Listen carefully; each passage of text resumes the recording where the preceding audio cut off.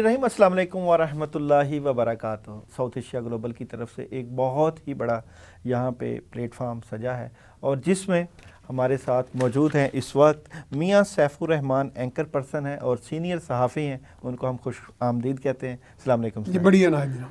और हमारे साथ मुफ्ती मोहम्मद शफ़ीक अवान साहब मौजूद हैं। किसी तारुफ़ के मोहताज नहीं हैं। रोज़े के बारे में बात होगी और मुआशरे के बारे में भी बात होगी कि इस वक्त जो मुआशरा तश्कील पाया हुआ है या जिस सिमत पाकिस्तान जा रहा है, तो रोज़ा क्या इस वक्त इस सिचुएशन में हमारे लिए सही किरदार अदा करके हमें सही मुसलमान बनने की तरफ लेकर जाएगा कि नहीं जाएगा।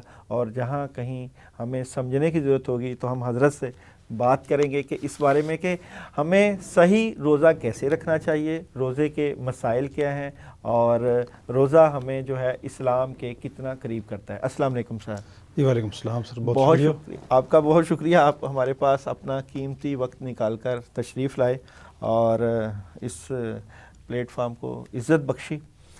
हज़रत, ये जो इस वक्त रोज़ा चल रहा है, रोज़े का हमने पहले वक्तों के भी रोज़े देखे थे, वहाँ जो लोगों की अकीदत थी रोज़े से मुतल्लिका, नमाज से मुतल्लिका, और अब की जो उनकी मोहब्बत है रोज़े से मुतल्लिका, उसमें आपको फ़र्क कोई लगता है या सही सिमत जा रहे हैं हम?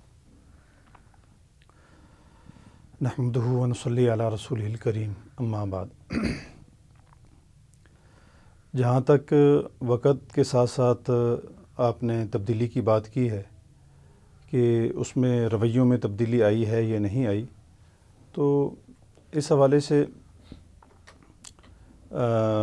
अगर हम देखें अपने बड़ों को, जब हम देखते थे रमज़ान के हवाले से उनकी एक फ़िक्र और उन का एक पहले से एक मतलब इस हवाले से तैयार होना, और रमज़ान के अंदर जितनी भी मशक्क़त होती, जितनी भी तकालीफ़ होती, वो रमज़ान के रोज़े रखने का बहुत ज़्यादा एहतमाम करते थे, तैयारी करनी शुरू कर देते, मतलब तैयारी शुरू कर देते थे। हत्ता कि हम चूँकि मतलब जिस इलाके से हमारा एक बेसिकली ताल्लुक़ है, वहाँ हमने अपने बड़ों को देखा खेती बाड़ी करते हैं, तो रमज़ान का जब महीना आता तो वो रोज़े का इस कदर इल्तिज़ाम होता कि बावजूद सख्त गर्मियों के रोज़ा तरक नहीं करते थे। रोज़े रख के मतलब गंदम की कटाई करना, रोज़े रख के रोज़े को इज़्ज़त देते थे। जी जी जी, जैसे कि एहतमाम करना, बहुत ज़्यादा इज़्ज़त एहतमाम देना, होता था और उसके लिए बहुत पहले से तैयारी कर लेना कि जी अपने कामों को मुकम्मल कर लेना। पहले से जो बड़े बड़े काम थे कि रोज़े शुरू हो रहे हैं और हमने कामों को मुकम्मल करना है, बिल्कुल। और अब जो है, और अगर यहाँ पे मैं थोड़ा सा कोट अगर करूँ हदीस के हवाले से, एक हदीस मुबारक है हज़रत सहाबा इकराम रज़ी अल्लाह तआला अन्हुम अजमाइन के हवाले से। हज़रत अनस बिन मालिक रज़ी अल्लाह तआला अन्हु हदीस के रावी हैं। हज़रत अनस बिन मालिक रज़ी अल्लाह तआला अन्हु वो सहाबी रसूल हैं जो 10 साल तक रसूलुल्लाह सल्लल्लाहु अलैहि वसल्लम के घर के खादिम रहे। तो वो कोट करते हैं हज़रत सहाबा इकराम रज़ी अल्लाह तआला अन्हुम अजमाइन के इस हवाले से, रवैये के हवाले से और रमज़ान की प्रिपरेशन और उसके पहले से तैयारी के हवाले से, कि रमज़ान का जब शाबान का महीना आता तो शाबान के महीने से ही हज़रत सहाबा इकराम रज़ी अल्लाह तआला अजमाइन रमज़ान की तैयारी शुरू कर देते थे, और उस तैयारी के अंदर मुख्तलिफ़ स्टेप वो लेते थे, मुख्तलिफ़ जो अपने काम है उनको निपटाने की कोशिश करते। उसमें एक ये होता कि अगर जो है तिजारत के अंदर उनके लेन देन के मामलात हैं तो वो अपने लेन देन के मामलात पहले से मुकम्मल कर लेते, ताकि जैसे माह रमज़ान आए तो उस वक़्त हम पूरी यकसुई के साथ अल्लाह की इबादत कर सकें। इसी तरह जो है वो अपने अम्वाल की ज़कात भी पहले से निकालने का अहतमाम करते हैं। उसमें एक तो यह है कि रमज़ान के अंदर अगर बंदा ज़कात निकालने की तरफ जाए तो ज़रूरत है वो एक मुस्तकिल प्रैक्टिस है, उसके लिए वक़्त चाहिए, एक पूरी अटेंशन चाहिए। तो वो पहले से अपने आप को यकसुई हासिल करने के लिए अपने मालों की ज़कात निकाल लेते, और साथ साथ इसके साथ साथ इसके पेश नज़र ये बात भी होती कि जब वो अपने मालों की ज़कात निकाल लेंगे तो जो मुस्तहिक लोग हैं, मुस्तहिक लोगों तक उनका जो राइट है یا جو ان کے ساتھ تعاون ہے وہ ان تک پہنچ جائے گا، اور وہ بھی رمضان کی اچھی طریقے سے تیاری کر سکیں گے۔ اور اسی طرح جو ہے وہ شعبان کے مہینے سے ہی قرآن مجید کی تلاوت کا بہت زیادہ اہتمام کرتے تھے۔ قرآن وہ کتاب ہے جس کا رمضان کے ساتھ بہت گہرا تعلق ہے، بہت گہرا جوڑ ہے۔ آپ قرآن مجید میں پڑھتے ہیں، سورہ بقرہ کے اندر اللہ تبارک و تعالی نے ارشاد فرمایا شہر رمضان الذی انزل فیہ القرآن، رمضان کا مہینہ وہ مہینہ ہے کہ جس میں قرآن کریم اتارا گیا۔ تو رمضان کے اندر نہ صرف یہ کہ قرآن مجید کا نزول ہوا، بلکہ یہ بات تاریخی روایات سے ثابت ہے کہ اس ماہ مبارک میں تمام آسمانی کتابوں کا نزول بھی ہوا۔ تمام آسمانی کتابوں کا نزول بھی اسی ماہ مبارک میں ہوا۔ بڑی زبردست بات ہے۔ اور اس حوالے سے جو ایک روایت موجود ہے وہ یہ ہے کہ کتابیں جو نازل ہوئیں وہ مختلف صورتوں میں نازل ہوئیں۔ سر میں یہاں پہ انشاءاللہ آپ کی طرف آتا ہوں، میرے ساتھ میاں سیف الرحمان صاحب موجود ہیں، میں ان سے یہاں سے ایک سوال کرنے کی جسارت حاصل کروں گا۔ جی جی حضور اقدس، روزہ جناب اور اسلامی معاشرہ جس میں ہم رہ رہے ہیں اور اب کا ماحول، کیا سمجھتے ہیں کہ سب ٹھیک ہے؟ نہیں، سب ٹھیک نہیں ہے۔ میرا خیال ہے کہ یہ بات ہمیں برملا یعنی مان لینی چاہیے کہ سب ٹھیک نہیں ہے، کیونکہ ایک تو پہلو ہے کہ ہم نے عبادات کا جو اصل ایسنس ہے، جو اصل روح بعض اوقات ہم سمجھ نہیں پا رہے ہوتے ہیں اپنے رویوں کے سے جو ہم ظاہر کر رہے ہوتے ہیں، کہ جیسے آپ دیکھیں ناپ تول میں آپ دیکھیں جو آپ کو کمی محسوس ہوگی، اور بعض اوقات میرے ایسے دوست ہیں جو بڑے راسخ العقیدہ ہیں، میں انہیں کہتا ہوں یار کہ آپ کوئی برطانیہ کی کتاب پڑھ لیں، روسی کسی مصنف کی پڑھ لیتے ہیں، کارل مارکس کی، آپ کی طبیعت تبدیل ہو جاتی ہے۔ تو آپ قرآن پاک نعوذ باللہ پڑھ کے آپ کے اندر ذرا سی بھی ایک تبدیلی نہیں دیکھتے رویوں میں۔ رمضان آتا ہے تو مہنگائی دیکھیں، وہ آپس میں نجی محفلوں میں تاجر لوگوں کو ہم نے سنا یہ کہتے ہیں، سر ہم اسلامی معاشرے میں بیٹھے ہیں جی، وہ کہتے ہیں جناب یہی تو مہینہ برکت والا ہے۔ جب ہم پوچھتے ہیں سے برکتوں والا تو یقیناً یہ مہینہ ہے، وہ کہتے ہیں نہیں، برکت سے مراد ان کی ہے کہ ترقی ہوگی مالی طور پہ، مہنگائی ہوگی، ہم چیزیں مہنگی بیچیں گے، ذخیرہ اندوزی کریں گے، مصنوعی قلت کریں گے۔ میں نے ایسے لوگ بھی دیکھے ہیں تاجر بھائی، اللہ بڑے اچھے بھی ہیں ان میں لوگ، لیکن ایسے بھی ایک روش کی بات کروں کہ ایسے بھی رویے میں نے دیکھے کہ لوگوں نے باقاعدہ کلمہ پڑھ کے کہہ دیا کہ یہ کل ہی قیمت بڑھی ہے، جبکہ ایک دن پہلے وہ قیمت وہی ہوتی ہے، اور وہ سمجھتے ہیں کہ چونکہ یہاں پہ ہم ایمان کا سودا نعوذ باللہ کر سکتے ہیں اور لوگوں کو ہم بھٹکا سکتے ہیں، اور لوگ بھی ظاہر ہے کہ جب تلاوت کلام پاک کی جائے اور کہا جائے کہ جناب یہ میں بالکل خدا کو حاضر ناظر جان کے کہہ رہا ہوں کہ اس کا ریٹ رات کے 12 بجے بڑھا ہے، تو وہ لوگ مان لیں گے۔ یعنی لوگوں میں ابھی بھی وہ ایک شرافت موجود ہے، یعنی لوگوں میں ایک دوسرے پر، یعنی ایک اچھا پہلو بھی ہے معاشرے کا کہ ایک دوسرے پر بھروسہ کرنے کا، ایک دوسرے پر اعتماد کا۔ یعنی اسلامی معاشرے کی جو خوبصورتیاں وہ یہ ہیں، ایک دوسرے پر باہم اعتماد، ایک دوسرے سے کے ایک کام آنا۔ اور جب ہم بعض اوقات باہر کے ممالک کبھی جاتے ہیں، آپ بھی جاتے رہتے ہیں، آپ بھی جاتے ہیں، وہ کہتے ہیں یار ہم ایک بات میں بڑی بحث کرتے ہیں آپس میں بیٹھ کے کہ آپ لوگ جھوٹ کس طرح بول لیتے ہیں، بڑی محنت کرنی پڑتی ہے جھوٹ بولنے میں۔ مثلا مثال کے طور پہ میں مثلا ایک جگہ پہ میری ایک سپیچ تھی، ہم 100-200 لوگ بیٹھے تھے، تو میں نے کہا یار ایک بات میں آپ سب سے پوچھنا چاہتا ہوں کہ برائی کی طرف ہم راغب اتنی جلدی سے ہوتے ہیں، اس کی وجہ کیا ہے؟ حالانکہ اچھائی آسان ہے، ہم سمجھتے ہیں اچھائی مشکل ہے۔ میں نے کہا جی ایک بات میں آپ سب کو کویسچن کرتا ہوں کہ آپ سب 30 سیکنڈ میں ایک جھوٹ جو ہے گھڑے اختراع کریں اور بولنے کی کوشش کریں۔ وہ کہیں گے جی آپ کیا مذاق کر رہے ہیں ہمارے ساتھ؟ میں کہا نہیں، آپ کوشش تو کریں۔ تو وہ باقی پریشان ہو گئے، انہوں نے کہا جی واقعی 200 بندوں کو میں نے جب پوچھا تو کسی ایک سے کوئی، انہوں نے کہا جی جھوٹ بن ہی نہیں رہا۔ تو میں کہا جھوٹ ایک برائی ہے، تو برائی جو ہے وہ برائی مشکل ہے، پھر ایک برائی کو کور کریں گے پھر ایک برائی کریں گے۔ تو اس لیے آسان راستہ جو اللہ تعالیٰ نے آپ کو بتایا، حضور نبی کریم صلی اللہ علیہ وسلم نے، سچائی کا راستہ جو ہے، راست گوئی کا راستہ۔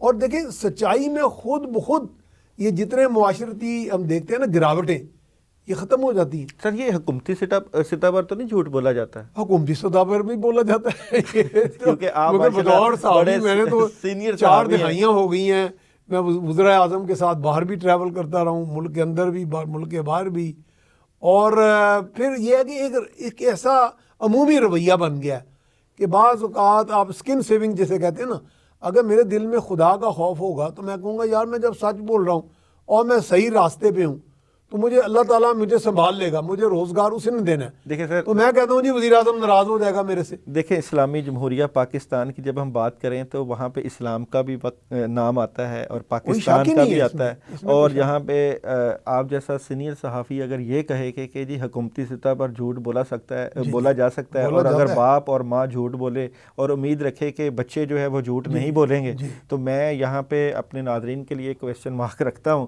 کہ معاشرہ اسلامی ہے، حکومتی سطح پر جھوٹ بولے جائیں اور کہیں کہ معاشرہ صحیح ہو چکا ہے یا ہم صحیح سمت جا رہے ہیں یا نہیں جا رہے ہیں؟ ان تمام سوالوں کا جواب میں انشاءاللہ ایک بریک کے بعد لیتا ہوں، کیونکہ ہمارے پاس مفتیان کرام جو کہ کسی تعارف کے محتاج نہیں ہیں وہ بھی موجود ہیں، اور سیف الرحمان صاحب تو ویسے ہی جانی پہچانی شخصیت ہے۔ ملتے ہیں ایک بریک۔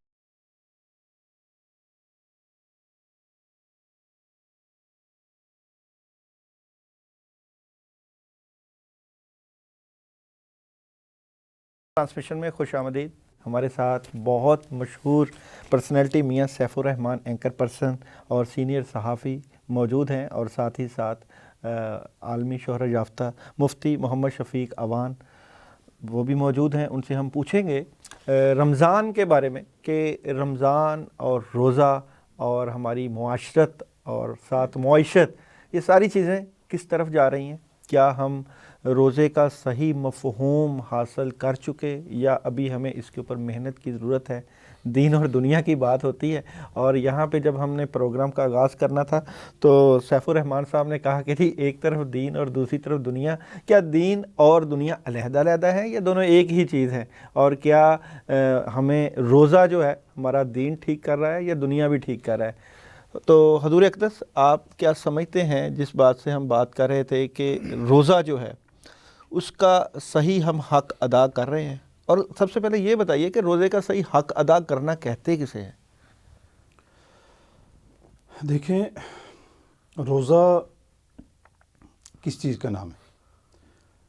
اگر روزے کا مفہوم دیکھا جائے تو اس سے ہمیں اس کا جو مقصد ہے وہ ہمیں سمجھ آتا ہے، پھر ہم اس کا تجزیہ کر سکتے ہیں کہ آیا ہم اس کا مقصد حاصل بھی کر رہے ہیں کہ نہیں کر رہے۔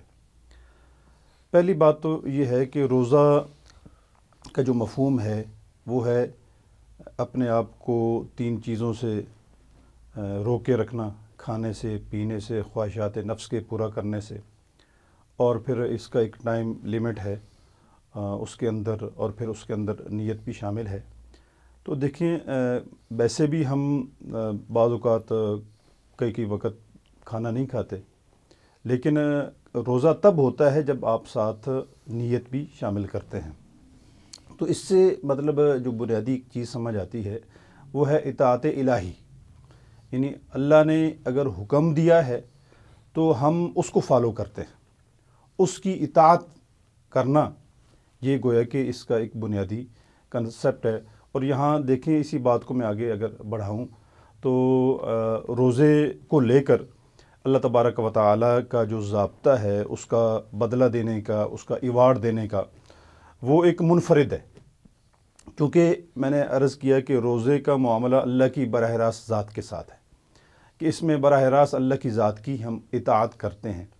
تو حدیث مبارکہ ہے، حدیث قدسی ہے کہ اللہ تبارک و تعالیٰ ارشاد فرماتے ہیں کہ باقی جتنے بھی اعمال ہیں ان اعمال کا بدلہ دینے کے لیے اللہ تبارک و تعالیٰ نے ایک قاعدہ، ایک ضابطہ، ایک دستور بنا دیا ہے کہ ہر عمل کا بدلہ، عام جو نیکیاں ہیں ان کا بدلہ 10%، 10 گنا، اور جو ہے حتیٰ کہ بعض اعمال ایسے ہیں کہ ان کا بدلہ فرمایا کہ 700 تک اللہ تبارک و تعالیٰ بڑھا رمضان میں بھی، انہی عام دنوں کے اندر میں بات کر رہا ہوں، میں اسی روزے کی طرف آ رہا ہوں جی۔ اب روزے کے حوالے سے فرمایا کہ الا الصوم فإنه لی وأنا اجزی بہ، کہ روزے کے حوالے سے میرا یہ ضابطہ نہیں ہے بلکہ اس سے منفرد میرا ایک ضابطہ ہے، اور فرمایا کہ وہ یہ ہے کہ چونکہ روزہ کی عبادت خالص میرے لیے ہوتی ہے، یعنی اللہ تبارک و تعالیٰ کی اطاعت، اللہ کے حکم کی تعمیل اور اللہ کی رضا کا حصول، یہ پیش نظر ہوتا ہے، اور اس میں بندے کا اور اللہ کی ذات کا معاملہ ہوتا ہے. ایک بندہ روزے دار ہے یا نہیں، تو آپ اگر وہ کہتا ہے کہ میں روزے دار ہوں، اندر جا کے کچھ کھا پی لیتا ہے، تو آپ کو تو نہیں پتہ. یہ دراصل اس کا اور اللہ کا معاملہ ہے. تو کیونکہ اس میں دکھلاوا نہیں ہے، ریاکاری نہیں ہے، براہ راست اللہ کی ذات کے ساتھ اس کا معاملہ ہے، اس لیے اللہ تعالیٰ فرماتے ہیں کہ روزہ خالص میرے لیے. اس میں یعنی کوئی تصنع، دکھلاوا، ریاکاری نہیں ہو سکتی. اس لیے فرمایا کہ اس کا بدلہ میں اپنے بندے کو خود عطا کروں گا. زبردست بات. اور جی حضور اقدس یہاں پہ ایک میں کھانا پینا اور انسانی خواہشات کو روکنا حضرت نے بات کی. کھانے پینے کی بات تو چلے سمجھ آ گئی. یہ جو خواہشات کو روکنا ہے یا نفسانی خواہشات کو بندہ روکتا ہے، یہ تو نظر آ جاتا ہے، ٹھیک ہے، اور دکھتا ہے کہ آپ نے اپنی نفسانی خواہشات کو کیسے روکا. تو جب ہم اپنے ارد گرد نظر دوڑاتے ہیں اور دیکھتے ہیں تو آپ کو لگتا ہے کہ لوگ نفسانی خواہشات کو روک رہے ہیں؟ ہاں، یہ ایک ایسا سوال آپ نے کر دیا ہے چونکہ ہمارے معاشرے کے اندر بہت سی خرابیاں بھی آ گئی ہیں. دراصل یہ پیغام جو ابھی انہوں نے کہا، اس میں دیکھیں اگر روزے کا پورا پیغام جو ہے یہ نفسانی خواہشات کو روکنے کا بھی ہے، ڈسپلن کا بھی ہے، اور تجاوز سے روکتی ہے انسان کو. بنیادی طور پہ انسان اپنی خواہشات کی تکمیل میں تجاوز کر جاتا ہے. یعنی فطرت نے، قدرت نے، اسلام نے خاص طور پہ ایک ایسا ضابطہ حیات دے دیا، اس کو ایک فریم ورک میں آپ کو پابند کر دیا کہ جی آپ جا سکتے ہیں اپنی خواہشات کی تکمیل میں ان اوقات میں، اس حساب سے، اور اس سے حد سے آگے نہیں گزر سکتے. بنیادی طور پہ وہ جو حد مقرر ہے وہ آپ دیکھیں کہ دنیا قومیں لڑ پڑتی ہیں آپس میں، یہ تجاوز ہے. یہ بھی دیکھیں نا، چودراہٹ کی جنگ وہ بھی خواہشات ہے. اگر جو چودراہٹ کی جنگ ہے، اونچ نیچ کی جنگ ہے، یہ جو آپ کی انا کی جنگ ہے، یہ بھی نفسانی خواہشات میں آتی ہے. نہیں حضرت، ایک ٹریفک کا اشارہ ہوتا ہے، آپ گاڑی کھڑی کرتے ہیں اور آپ دیکھتے ہیں کہ کوئی دیکھنے والا نہیں، اگر آپ اس کو نکل جاتے ہیں تو کیا انسانی خواہش کہلائے گی؟ ہاں نہیں، یہ میرا خیال ہے کہ اس میں اکاؤنٹیبلٹی کا وہ فیکٹر کہ جو ہم سمجھتے ہیں کہ آپ کے اندر یا تو ودیت ہو جائے، وہ جیسے کہ روزہ وہ ودیت کرتا ہے آپ میں کہ جی آپ کو ایک ذات باری تعالیٰ دیکھ رہی ہے، آپ اس کے آگے جواب دہ ہیں، اور آپ نے کسی طور پہ بھی یہاں پہ آپ نے وہ اصول اور قواعد جو ہے نا وہ ختم نہیں کرنے. تو کیا پھر ہم یہ سمجھیں کہ انسانی خواہش کسی قانون کا نام ہے؟ جی یقیناً اس کو قانون بھی کہہ سکتے ہیں، قانون فطرت کہہ سکتے ہیں. قانون فطرت کہہ سکتے ہیں. قانون فطرت کے اگر ہم خلاف چلیں گے تو جی یقیناً کیا ہمیں نقصان؟ دیکھیں فطرت ہی وہ ایک ہمارا، میں سمجھتا ہوں کہ ہمارا جو خمیر ہے وہ فطرت ہی سے اخذ شدہ ہے. جو فطرت سے دیکھو نا، فطرت خود بخود، علامہ اقبال کہتے ہیں فطرت خود بخود کرتی ہے لالا کی ہنا بندی. یعنی وہ جو پھول ہے اس کی پرورش فطرت کر رہی ہے. آپ دیکھیں نا، افزائش جو ہوتی ہے یہ پودوں کی اور اس طرح کے، آپ جتنی بھی چیزیں دیکھتے ہیں فطرت میں، آپ جانوروں کا دیکھ لیں، افزائش جو فطرت کے ذمہ ہے سب، تو کس طرح خوبصورتی سے ان کا ایک وقت ہے، نظام الاوقات ہے، اس میں خود بخود وہ تراش کھانٹ ہوتی رہتی ہے اور وہ چلتے رہتے ہیں، آگے بڑھتے ہیں. انسان جب فطرت سے دور ہوتا ہے تو خرابی آتی ہے، صحت میں خرابی آتی ہے، ذہنی فطور آتا ہے، معاشرے کے اندر فطور آتا ہے. یعنی معاشرے میں بھی جو اگر آپ کو کنفیوژن دکھائی دیتا ہے، انتشار، خلفشار، نفرتیں، یہ بھی فطرت کے برعکس ہے. ایک پیغام مجھے روزے کا جو سب سے خوبصورت لگتا ہے کہ وہ جو جیسے زکوٰۃ کا بھی بھائی نے ذکر کیا کہ ارتکاز دولت جو ہے، دنیا میں جتنے بھی بڑے بڑے اکانومسٹ، معیشت دان ہیں، وہ کہتے ہیں کہ دولت کا ارتکاز بہت بڑی خرابی کا باعث ہے. ارتکاز دولت یعنی کہ یہ نہیں ہے کہ 70 لوگوں کے پاس یا 500 لوگوں کے پاس تو خزانے جو ہیں وہ بھرے پڑے ہیں، اور باقی جو اگر آپ کے ہاں کوئی 30 40 20 کروڑ لوگ ہیں وہ بھوکے مر رہے ہیں. تو یہ جو عدم توازن ہے اس کو وہ ایڈریس کرتا ہے. کیونکہ اگر علماء کرام کی بات کو اگر غور کیا جائے اور سنا جائے، تشریح کی جائے، تو زکوٰۃ اگر پراپر طریقے سے دی جائے تو میرا ارتکاز دولت رہتا ہی نہیں ہے. یعنی کہ وہ لوگ بھی جو بالکل غریب ہیں ان کو بھی مل جائے گا، جن کے پاس بہت زیادہ پیسہ ہے ان میں بھی کمی آ جائے گی. بڑا عرصہ ہو گیا پاکستان کو، اور ماشاءاللہ ابھی تک ہم ارتکاز دولت کے اوپر پہنچے ہیں یا ابھی تک اس سفر کا آغاز نہیں؟ ارتکاز دولت ہے، یہاں بھی ابھی تک ایسے گھرانے ہیں جن کے پاس بے شمار پیسہ ہے اور وہ ہر حربے استعمال کر کے وہ پیسہ بنا رہے ہیں، اور پیسے کی ہوس پھر بھی نہیں جا رہی. یعنی بجائے اس کے کہ غریب آدمی پیسے جی روزہ تو وہ بھی رکھتے ہیں. ہاں میرا خیال یہاں پہ ایک تضاد ہے ان کی شخصیت میں کہ روزے کا پیغام انہوں نے سمجھا نہیں, اس کو رسوماتی یہاں ایک رسوماتی شکل دے دی. نفسانی خواہشات کی اگر بات کریں جی. اور ارتکاز دولت کی بات کریں ہاں. اور اسلام دین فطرت کی بات کریں جی. تو حضرت یہ روزہ تو دین اسلام تو دین فطرت ہے, تو کیا یہ ہم اپنے جس طرح معاشرے کی بات کر رہے ہیں, ارتکاز دولت بھی ہے, غریب بھی ہے, امیر بھی ہے, ہمیں کوئی یہاں پہ بیلنس نہیں نظر آتا, تو یہ بیلنس روزہ کیسے کرے گا؟ جی دیکھیں بھائی نے بڑی اچھی بات کی کہ جو زکوٰۃ کا کنسیپٹ ہے اس کا ایک مقصد ارتکاز دولت کو ختم کرنا ہے, ٹھیک ہے, اور اس بات کو خود اللہ تعالیٰ نے قرآن میں بیان کیا ہے, کَإِلَا يَكُونَ دُولَةً بَيْنَ الْأَغْنِيَاءِ مِنْكُمْ, کہ یہ تمہیں مال خرچ کرنے کا حکم کیوں دیا جا رہا ہے کہ اللہ کے راستے میں مال خرچ کرو, غرباء پر خرچ کرو, مساکین پر خرچ کرو, جو مستحق ہیں ان کو دو. تو فرمایا اس کا مقصد یہ ہے کہ تاکہ جو اغنیاء ہیں یعنی آلریڈی جو مالدار ہیں وہی اس دولت کے اوپر جم کر بیٹھے نہ رہیں, انہی کے ہاتھوں کے اندر دولت جمع نہ ہوتی چلی جائے, سمٹتی نہ چلی جائے, بلکہ اس کو پھیلاؤ. تو زکوٰۃ ہے, اسی طرح دیگر احکامات ہیں. اب یہاں دیکھیں کہ روزے کے حوالے سے اگر آپ دیکھیں کہ روزہ ہم سے کیا تقاضا کرتا ہے, روزہ ہم سے اپنی خواہش کو قربان کرنے کا تقاضا کرتا ہے, یعنی اپنی میں کو مارنے کا تقاضا کرتا ہے. میں انسان کا دل کرتا ہے کہ میں کھا لوں, لیکن وہ کہتا ہے کہ نہیں, میرے رب نے مجھے منع کیا ہے روزے کی حالت میں نہیں کھاؤں گا.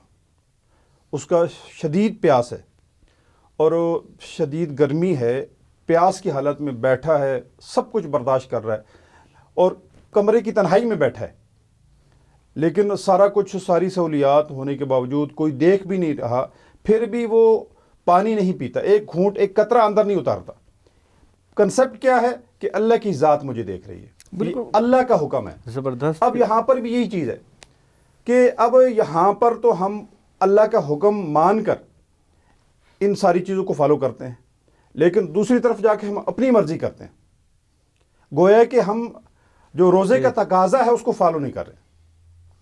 تو ہمیں چاہیے کہ زندگی کے ہر فیلڈ میں اللہ رب العزت کے حکم کو دیکھیں. جہاں پہ بہت بڑی رقم پڑی ہوتی ہے, رشوت سامنے ہوتی ہے, تو جب روزے کی بات ہوتی ہے تو وہاں پہ جو ہے بالکل احتیاط ہوتی ہے, ہر طرح کی احتیاط, اور جہاں رشوت لینی ہوتی ہے وہ چپ کر کے ہم وہ پیسے پکڑتے ہیں اور جیب میں ڈال لیتے ہیں. وہاں پہ ہم کہتے ہیں کہ یہ ہمارا حق بنتا ہے, اگر ہم یہ حق نہیں لیں گے تو ہم نہیں چل نہیں سکتے. تو یہ چیزیں جو ہمارا کنسیپٹ بن چکا ہے کہ پیسے لے کے کام نہیں ہوتے, معاشرہ جو ہمارا کہتا ہے. کیونکہ سیف بھائی آپ ڈاکٹر صاحب آپ نے بڑی عمدہ بات کی ہے کہ مجھے اجازت ہے میں آپ کا سوال بھی لے لیتا ہوں. ایک صاحب کو میں جانتا تھا, مثلاً آپ نے دیکھا کہ مجھے وہ آیا تو نہیں یاد, جیسے کہتے ہیں کہ رشوت دینے والا بھی غلط ہے, ہاں جی, لینے والا دینے والا دونوں جہنم. مثلاً میں ایک صاحب کو جانتا تھا, ان کا نام جاوید تھا, بہت دیر کی بات ہے, انہوں نے ایک ڈبل روٹی کا میکنائز پلانٹ باہر سے منگوایا. ان کا پلانٹ جو ہے نا کراچی میں وہ پڑا رہا کافی دیر, تو ہم سب دوستوں نے کہا نا بھائی کیا ہو گیا, انہوں نے کہا جی وہ رشوت مانگتے ہیں. تو ہم نے لوگوں نے سب نے کہا کہ بھائی رشوت دے دو, میں ویسے اس کے بہت خلاف ہوں ان چیزوں کے. تو انہوں نے کہا رشوت دے کے یار کلیئر کرو, سارا ملک کرتا ہے. اس نے کہا رشوت نہیں میں نے دینی. اور بالآخر یہ ہوا کہ 2-3 ماہ تو پڑا رہا پلانٹ, لیکن تیسرے ماہ وہ آ گیا. اس نے کہا یار آج میں اتنا فخر اپنی ذات پہ محسوس کر رہا ہوں کہ میں نے اللہ کے راستے دے, حالانکہ وہ کوئی دیندار سا بندہ نہیں تھا, دنیا دار سا بندہ تھا. اس نے کہا آج مجھے اتنا فخر ہو رہا ہے کہ میں نے پوری مشینری کو شکست دے دی ہے اپنے ارادے کے ساتھ. تو میں نے بہت سے لوگوں کو یہ کوٹ کیا, اپنے ٹی وی پروگرامز میں بھی کہا کہ یار کسی حد تک آپ پہلے ہی یہ تصور کر کے نہ چلے جائیں کہ میں پیسے نہیں دوں گا تو کام نہیں ہوگا. تھوڑا سا جسے انگریزی میں کہتے ہیں اسرٹ کرنا, یعنی اپنے آپ قدم جما کے بات کرنا کہ بھائی یہ میرا حق ہے, میں لینے آیا ہوں. تو وہ اہلکار تھوڑا سا سوچے گا یار کوئی بندہ تو آیا مرد مومن جس نے مجھے للکارا ہے کہ میری اس جو قوت ہے, جو میرے پاس اتنی تلوار ہاتھ میں ہے کہ میں اس کو نقصان پہنچا سکتا ہوں. تو معاشرے میں آپ دیکھیں نا, یہ بھی روزہ میں سکھاتا ہے. روزہ آپ کو حق لینا بھی تو سکھاتا ہے نا. بالکل زبردست. تو آپ اپنا حق لیں, آپ جا کہیں کہ جناب میں نے نہیں رشوت دینی, تو آپ 10 بندے بھی آ جائیں گے میدان میں, تھوڑا سا فرق پڑ جائے. آپ کی بات سے میں بہت متاثر ہوا کہ وہ دیندار شخص نہیں تھا, ایک سادہ سا مسلمان تھا. میں یہی بات اپنے مفتی بھائی کے پاس بھی لے کے جاؤں گا کہ ایک سادہ مسلمان اور ایک دیندار مسلمان میں کیا فرق ہے. ابھی لیتے ہیں چھوٹی سی بریک، اور بریک کے بعد آ کے یہی سوال جو ہے میں آپ کے سامنے رکھوں گا کہ ایک سادہ مسلمان اور ایک دیندار مسلمان میں اب کیا فرق رہ گیا ہے. چلتے ہیں چھوٹی سی.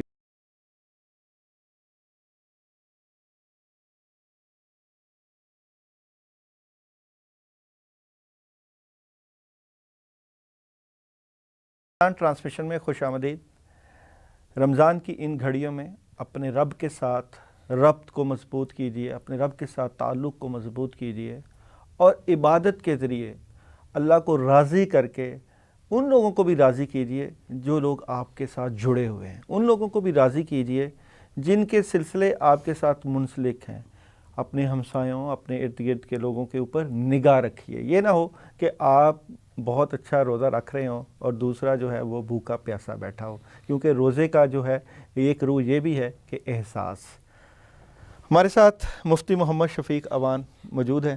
حضرت، یہ دیندار مسلمان اور سادہ مسلمان، اس میں کوئی فرق ہوتا ہے؟ یہ بڑی اچھی بات کی آپ نے، بڑا اچھا سوال اور نقطہ آپ نے سامنے رکھا ہے. یہاں میں عرض کر دوں، دیکھیں ہمارے معاشرے میں یہ تفریق پائی جاتی ہے. کہتے ہیں یہ بڑا دیندار ہے اور یہ دنیا دار ہے. ٹھیک ہے، یہ تفریق پائی جاتی ہے. دیندار کس کو کہتے ہیں اور دنیا دار کس کو کہتے ہیں؟ حالانکہ دین میں کوئی تفریق نہیں ہے. جی بالکل، دین میں کوئی تفریق نہیں ہے. بہت اچھی بات. قرآن میں اللہ تبارک و تعالیٰ نے ہمیں ایک دعا سکھائی ہے جو تقریباً ہر مسلمان کو یاد ہوگی، جو ہم بکثرت مانگتے ہیں، ربنا آتنا فی الدنیا حسنہ وفی الآخرۃ حسنہ. ٹھیک ہے، کہ جس میں دنیا کی بھلائی کا بھی سوال ہے، آخرت کی بھلائی کا بھی سوال ہے. یعنی دین بھی مطلوب ہے، دنیا بھی مطلوب ہے. اصل مقصد منزل تو آخرت ہے، لیکن دنیا بھی ہماری ضرورت ہے.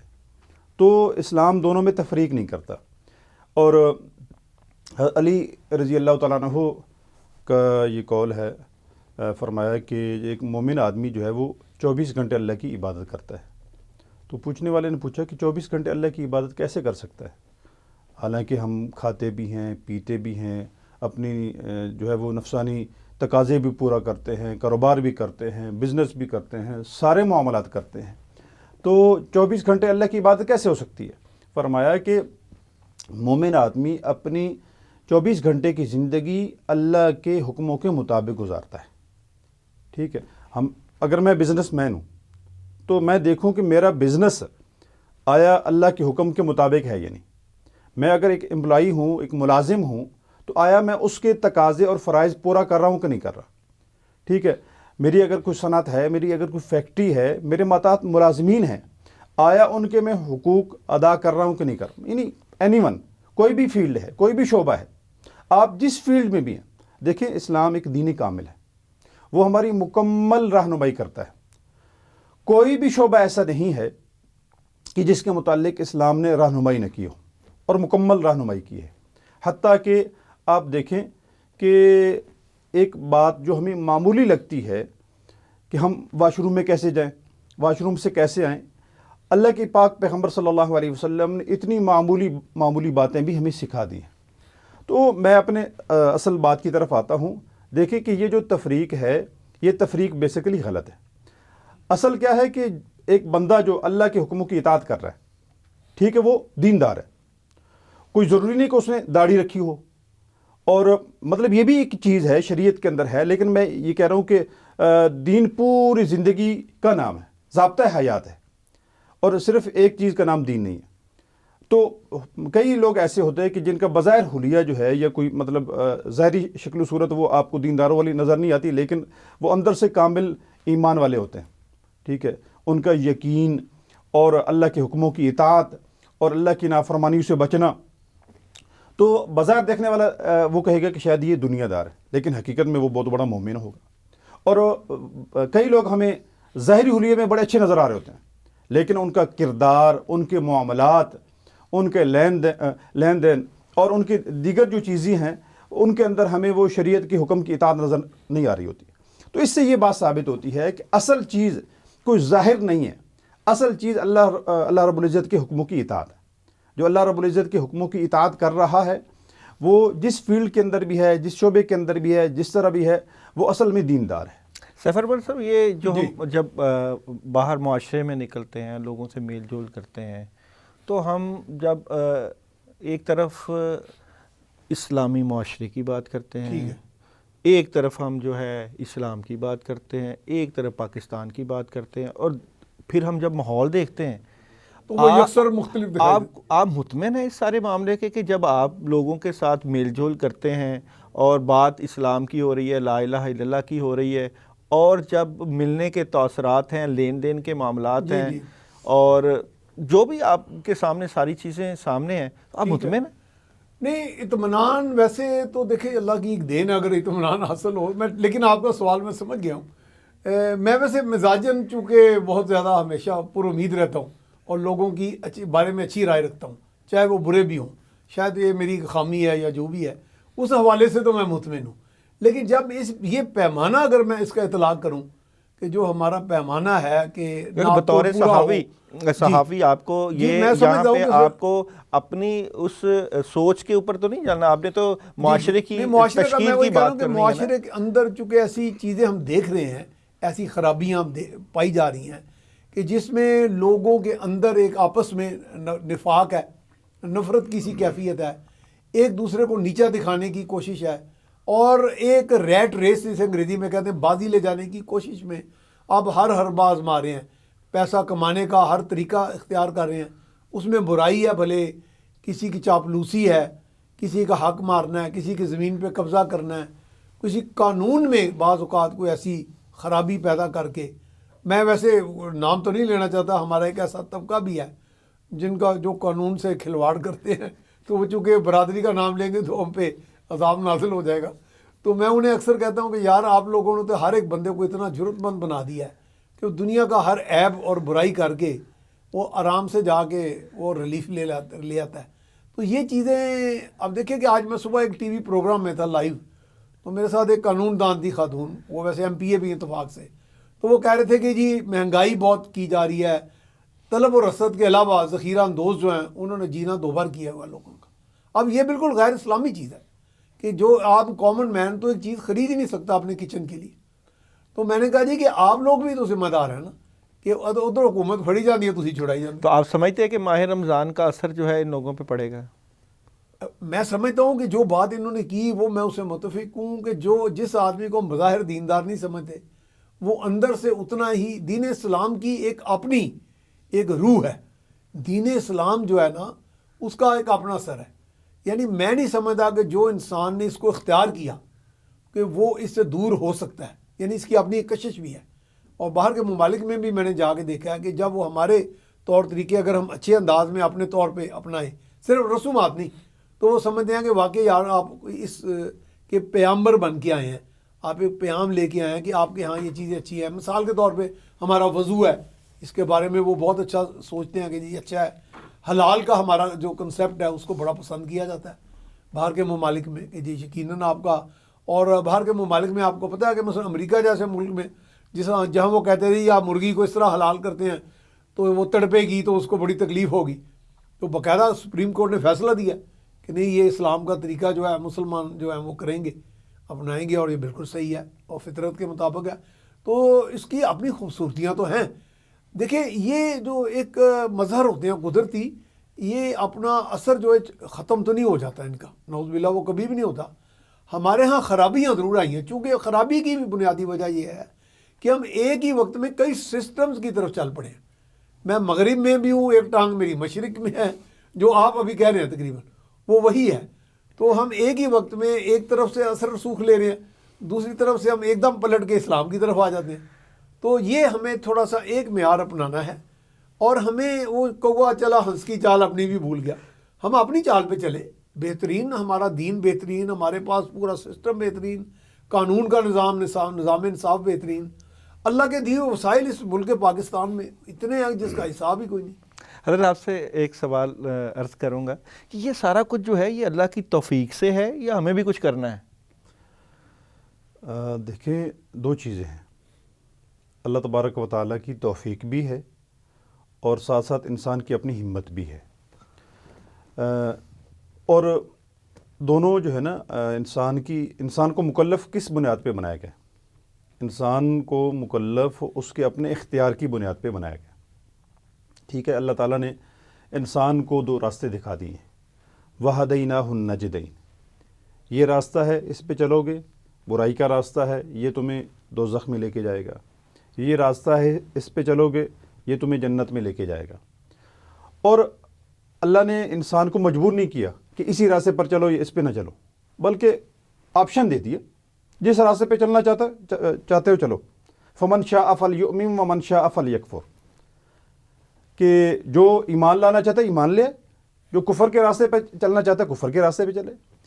تکلیف اسی چیز کا نام ہے، مکلف ہونا وہ اسی چیز کا نام ہے کہ اللہ تعالیٰ نے انسان کو راستہ بتا دیا ہے، راستہ دکھا دیا ہے اپنی کتابوں کے ذریعے سے اور اپنے پاک پیغمبروں کے ذریعے سے.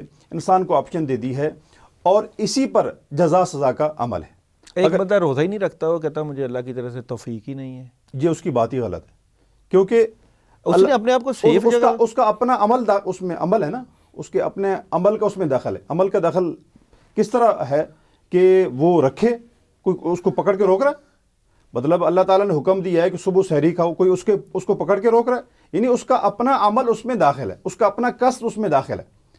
تو وہ جو اس طرح کی بات کر کے اس کی نسبت اللہ کی طرف کر دیتا ہے نا، وہ حدیث مبارکہ کے اندر بھی اللہ کے پاک پیغمبر صلی اللہ علیہ وسلم نے ارشاد فرمایا نا، الکیس من دان نفسہ وعمل لما بعد الموت، کہ عقل مند انسان وہ ہے کہ جو اپنے نفس کا محاسبہ کرتا ہے اور مرنے کے بعد کی زندگی کے لیے کام کرتا رہتا ہے. والعاجز من اتبع نفسہ ہواها وتمنى علی اللہ، اور فرمایا کہ احمق عاجز انسان وہ ہے کہ جو اپنے نفس کی خواہشات کو پورا کر رہا ہے. اب یہ نفس کی خواہشات ہے نا، روزہ نہیں رکھ رہا یا دوسرے جو معاملات ہیں دین کے ان کو پورا نہیں کر رہا ہے اور پھر امیدیں اللہ سے لگا کر بیٹھا ہوا ہے. تو یہ دراصل نفس کا دھوکہ ہے. اللہ تبارک و تعالیٰ کی طرف سے توفیق بھی شامل حال ہوتی ہے، لیکن اس کے ساتھ ساتھ انسان کا اپنا ارادہ ہونا بھی ضروری ہے. انسان کا اس کے ساتھ ارادہ ہونا بھی بہت ضروری ہے. اپنے آپ کو شیلٹر پردے میں مت رکھیے، یہ نہ کہیے کہ یہ اللہ کی توفیق سے نہیں ہے. ہمت کیجیے اور ہمت کرنی چاہیے، اور اللہ کی توفیق بھی انہی کو ملتی ہے جو ہمت کرتے ہیں. اگر آپ ہمت ہی نہ کریں، حوصلہ ہی نہ کریں، روزہ ہی نہ رکھیں، نماز کی طرف جائیں نہ، اور سارا الزام جو ہے وہ آپ توفیق کو دے دیں، اس سے بچنا ہے. ایک چھوٹی سی بریک کی طرف جاتے ہیں، دوبارہ آئیں گے ہمارے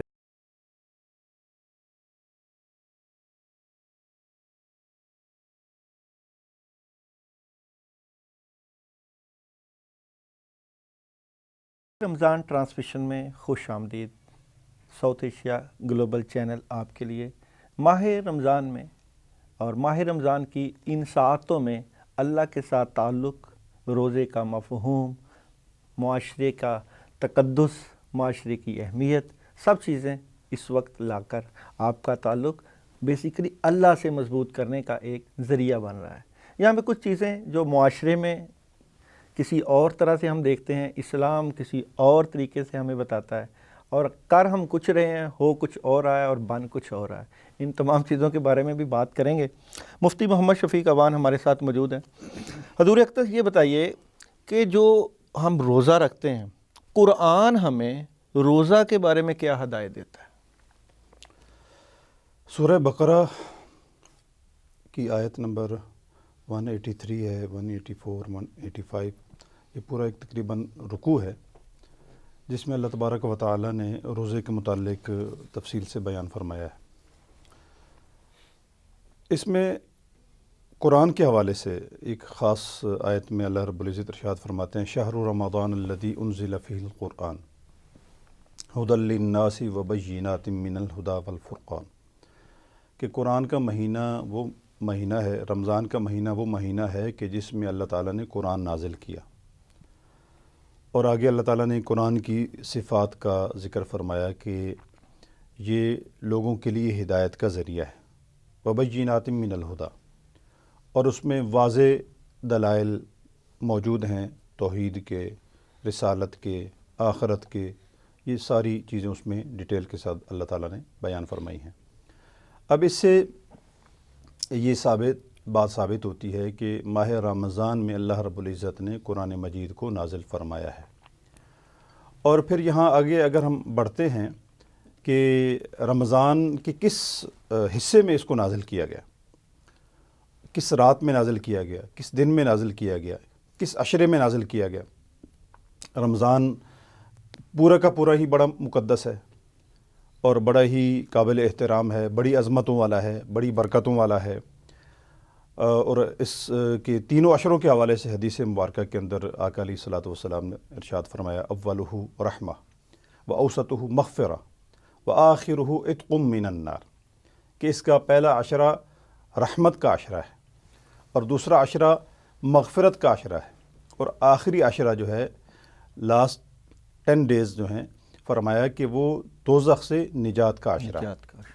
تو پورا مہینہ ہی محترم ہے اور عظمت والا ہے، لیکن اس کا جو خاص طور پہ آخری عشرہ ہے وہ پہلے دونوں عشروں سے اس کی فضیلت زیادہ ہے، اور اس کی وجہ یہ ہے کہ اس آخری عشرے میں اللہ رب العزت نے ایک وہ رات رکھی ہے جس میں اللہ تعالیٰ نے قرآن مجید کو نازل کیا ہے، اور اس حوالے سے اللہ رب العزت نے ایک پوری صورت مبارکہ نازل فرمائی ہے، سورۃ القدر، جس میں اللہ تعالیٰ ارشاد فرماتے ہیں انا انزلناہ فی لیلۃ القدر وما ادراک ما لیلۃ القدر لیلۃ القدر خیر من الف شہر تنزل الملائکۃ والروح فیہا باذن ربہم من کل امر سلام ہی حتی مطلع الفجر۔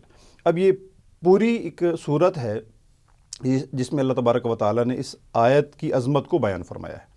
فرمایا کہ اس قرآن کو ہم نے شب قدر میں نازل فرمایا، اور فرمایا کہ اے انسان تو اس کی عظمتوں کو کہاں جان سکتا ہے، ما ادراک ما لیلۃ القدر۔ آگے اللہ تعالیٰ اس کی حقیقت کو سمجھانے کے لیے ارشاد فرماتے ہیں لیلۃ القدر خیر من الف شہر، کہ وہ ایک رات 1000 مہینوں سے بہتر ہے، یعنی اس ایک رات کی فضیلت 1000 مہینوں سے زیادہ ہے۔ تو وہ اتنی بڑی عظمتوں والی رات ہے جس میں اللہ تعالیٰ نے قرآن کو نازل فرمایا۔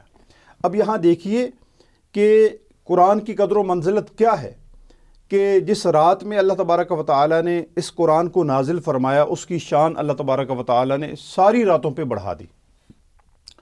اور پھر دیکھیے کہ اس رمضان کا اور اللہ تبارک و تعالیٰ کے کلام کا بڑا گہرا جوڑ ہے۔ ہم تو قرآن کی بات کر رہے ہیں نا، قرآن بھی اللہ کی کتاب ہے اور آخری کتاب ہے، ہم سب کا ایمان ہے۔ اس سے پہلے بھی مختلف حضرات انبیاء کرام علیہم الصلوۃ والسلام پر مختلف کتابیں نازل کی گئیں۔ سیدنا حضرت موسیٰ علیہ الصلوۃ والسلام پر تورات نازل ہوئی، سیدنا حضرت عیسیٰ ابن مریم علیہ الصلوۃ والسلام پر انجیل نازل ہوئی، اور سیدنا حضرت داؤد علیہ الصلوۃ والسلام پر زبور نازل ہوئی، یہ اور قرآن رسول اللہ صلی اللہ علیہ وسلم پر نازل ہوا۔ تو یہ 4 بڑی مقدس منزل من اللہ کتابیں ہیں جن کو اللہ تبارک و تعالیٰ نے اپنے پاک پیغمبروں پر نازل فرمایا۔ ان کے علاوہ بھی مختلف انبیاء پر چھوٹے چھوٹے صحائف بھی نازل کیے گئے، صحف ابراہیم و موسیٰ، اللہ تعالیٰ نے اس کی طرف بھی اشارہ فرمایا۔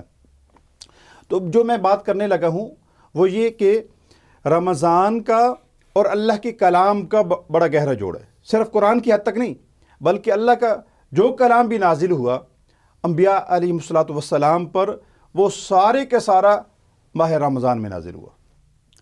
اور حضرت ابراہیم علیہ الصلوۃ والسلام پر جو صحائف نازل کی گئے اس کے حوالے سے ڈیٹیل موجود ہے کہ وہ کس تاریخ کو نازل ہوئے، پھر تورات، پھر اس کے بعد انجیل، پھر زبور، پھر اس کے بعد قرآن مجید کا نزول۔ اب یہاں پر ایک اور بات بھی میں عرض کر دوں کہ پورے کا پورا قرآن وہ اس ماہ مبارک میں نازل نہیں ہوا، بلکہ قرآن کے نزول کے 2 حصے ہیں۔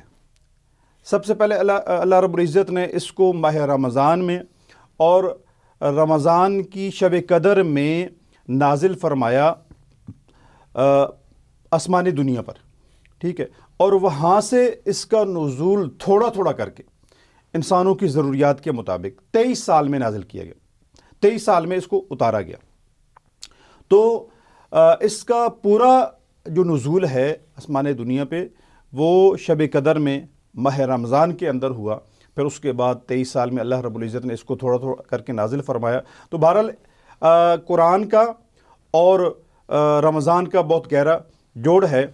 یہاں ایک حدیث میں کوٹ کر دوں کہ اس ماہ مبارک کے اندر اللہ تبارک و تعالی نے 2 عبادات رکھی ہیں۔ سر فہرست جو بڑی عبادات ہیں وہ 2 ہیں، دن کا روزہ ہے اور رات کا قیام ہے، ٹھیک ہے، اور دونوں کی اپنی اپنی جگہ پر فضیلت ہے۔ چونکہ اس وقت ہم بات قرآن کی کر رہے ہیں تو قرآن کے حوالے سے ہم جو رات کی عبادت ہے یا رات کا قیام ہے، جس کو قیام اللیل بھی کہتے ہیں، جس کو ہم صلاۃ التراویح بھی کہتے ہیں، تراویح کی نماز بھی کہتے ہیں، تو وہ بھی اس ماہ رمضان کا ایک اہم حصہ ہے۔ اس کے حوالے سے حدیث مبارکہ میں آقا علیہ الصلوۃ والسلام نے ارشاد فرمایا، من قام رمضان ایمانا واحتسابا غفر له ما تقدم من ذنبہ، فرمایا کہ جو ماہ رمضان کی راتوں میں قیام کر کے اللہ رب العزت کو راضی کرتا ہے، اللہ کی عبادت کرتا ہے۔ قیام سے مراد محض وہ نماز کا جو ہمارے ہاں ایک مفہوم ہے، قیام وہ مراد نہیں ہے، بلکہ اس میں قرآن مجید کی تلاوت، پڑھنا، سننا، جیسے ہم سنتے ہیں کہ تراویح کے اندر پورے قرآن مجید کا ختم کرنا یہ ایک مستقل سنت ہے، تو تراویح کی نماز کے اندر، قیام اللیل کے اندر قرآن کی تلاوت کی جائے اور جو ہے سامعین اس کو سنیں اور اس کو کمپلیٹ کریں اس ماہ رمضان کے اندر، تو فرمایا اس کے اندر جو آدمی اپنے آپ کو لگاتا ہے قیام اللیل میں، تراویح کی نماز میں، اللہ کی عبادت میں، فرمایا اس کا یہ عمل ایمان کی حالت میں ہو اور اللہ کی رضا کے حصول کے لیے ہو، تو اس پر ملے گا کیا؟ فرمایا غفر له ما تقدم من ذنبہ، اللہ تبارک و تعالی اس کے سابقہ سارے گناہوں کو معاف فرما دیتے ہیں۔ اور اسی طرح جو ہے اسی بات کو آگے اگر بڑھاؤں تو یہ رات کا قیام کرنا، رات کو جاگ کر قرآن مجید کی تلاوت کرنا، قرآن مجید کو سننا، حدیث مبارکہ میں آتا ہے کہ کل قیامت کے روز یہ روزہ بھی اور یہ قرآن بھی اللہ کے دربار میں سفارش کریں گے۔ راتوں کو قرآن کی تلاوت، پڑھنا، سننا، یہ جو عمل ہے، فرمایا قرآن اللہ کے دربار کے اندر یہ عرض کرے گا کہ اے رب منعتہ النوم باللیل، اے پروردگار میں نے تیرے اس بندے کو راتوں کو جاگنے، سونے سے روکے رکھا، یعنی میری وجہ سے اس نے اپنی نیند قربان کی، اس نے مشقت برداشت کی، نماز کی حالت میں کھڑے ہو کے جو ہے وہ میری تلاوت اس نے کی، مجھے سنا، اور اس کے لیے اس نے ساری قربانیاں دیں، تو فرمایا اللہ کے دربار میں وہ سفارش کرے گا، منعتہ النوم باللیل فشفعنی فیہ، اے پروردگار میری اپنے اس بندے کے حق میں سفارش قبول فرما۔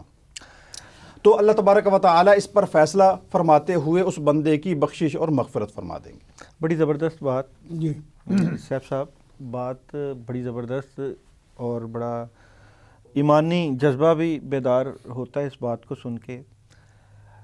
ایک بندہ ساری رات اللہ کو یاد کرتا ہے، اللہ کو راضی کرتا ہے اور قرآن پاک کی تلاوت کرتا ہے، صبح کے وقت اس کو پڑی ہوئی ہیں پرانی عادتیں جھوٹ بولنے کی، لوگوں کا حق کھانے کی، لوگوں کے ساتھ زیادتی کرنے کی، یہ عادتیں اس کی پورے 11 مہینے کی چل رہی ہیں، وہ نہیں ختم ہو 12ویں رہی۔ مہینے میں بھی نہیں باز آتا وہ، ویسے میرا ساری رات وہ رب کے آگے گڑ گڑاتا روزہ ہے، رکھ کے بھی وہی کر رہا ہوتا ہے، ساری رات وہ اللہ کے آگے گڑ گڑاتا ہے کہ یا اللہ میں گناہ گار ہوں، مجھے معاف کر دے، میں تیری ہی عبادت کروں گا، تیرے علاوہ کسی کے آگے نہیں جھکوں گا، اور اس سے یس کر لیتا ہے اور صبح اٹھ کے اس کے بندوں کے خلاف کھڑا ہو جاتا ہے۔ آپ اس کے بارے میں کیا رائے دیں؟ دیکھیں یقیناً میرا خیال ہے کہ جیسے ابھی بات بڑی اچھی کی مفتی صاحب نے کہ دین اور دنیا کی، کہ اس دنیا میں بھی تو آپ کا امتحان تو دنیا ہی ہے نا جی۔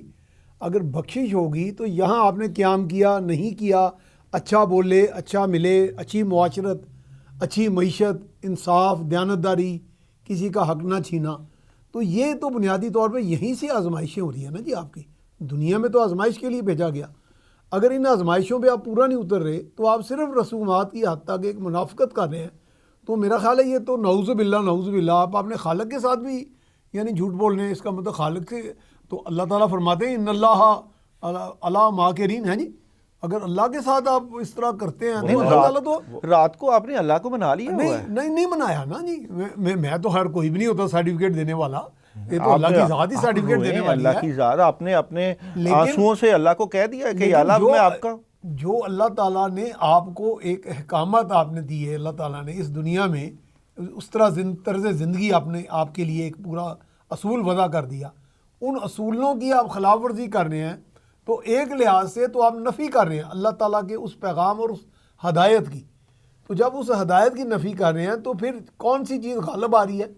آپ کی وہ منافقت، آپ کی وہ برائی غالب آ رہی ہے آپ کی نیکی پہ۔ یہ جو تو یہ تو میرا پیمانہ، اللہ تعالیٰ کا پیمانہ وہ تو ہے رب العالمین۔ یہ میں آپ کے پاس ہی سوال رحمان اور رحیم ہے۔ دوبارہ سوال لے کے آؤں کہ مجھے ایک بریک کا کہا گیا ہے کہ یہ منافقت کیا یہ ہم اپنے آپ سے کر رہے ہیں یا اللہ سے کر رہے ہیں؟ اس کا جواب میں مفتی صاحب سے پوچھوں گا، تو چلتے ہیں ایک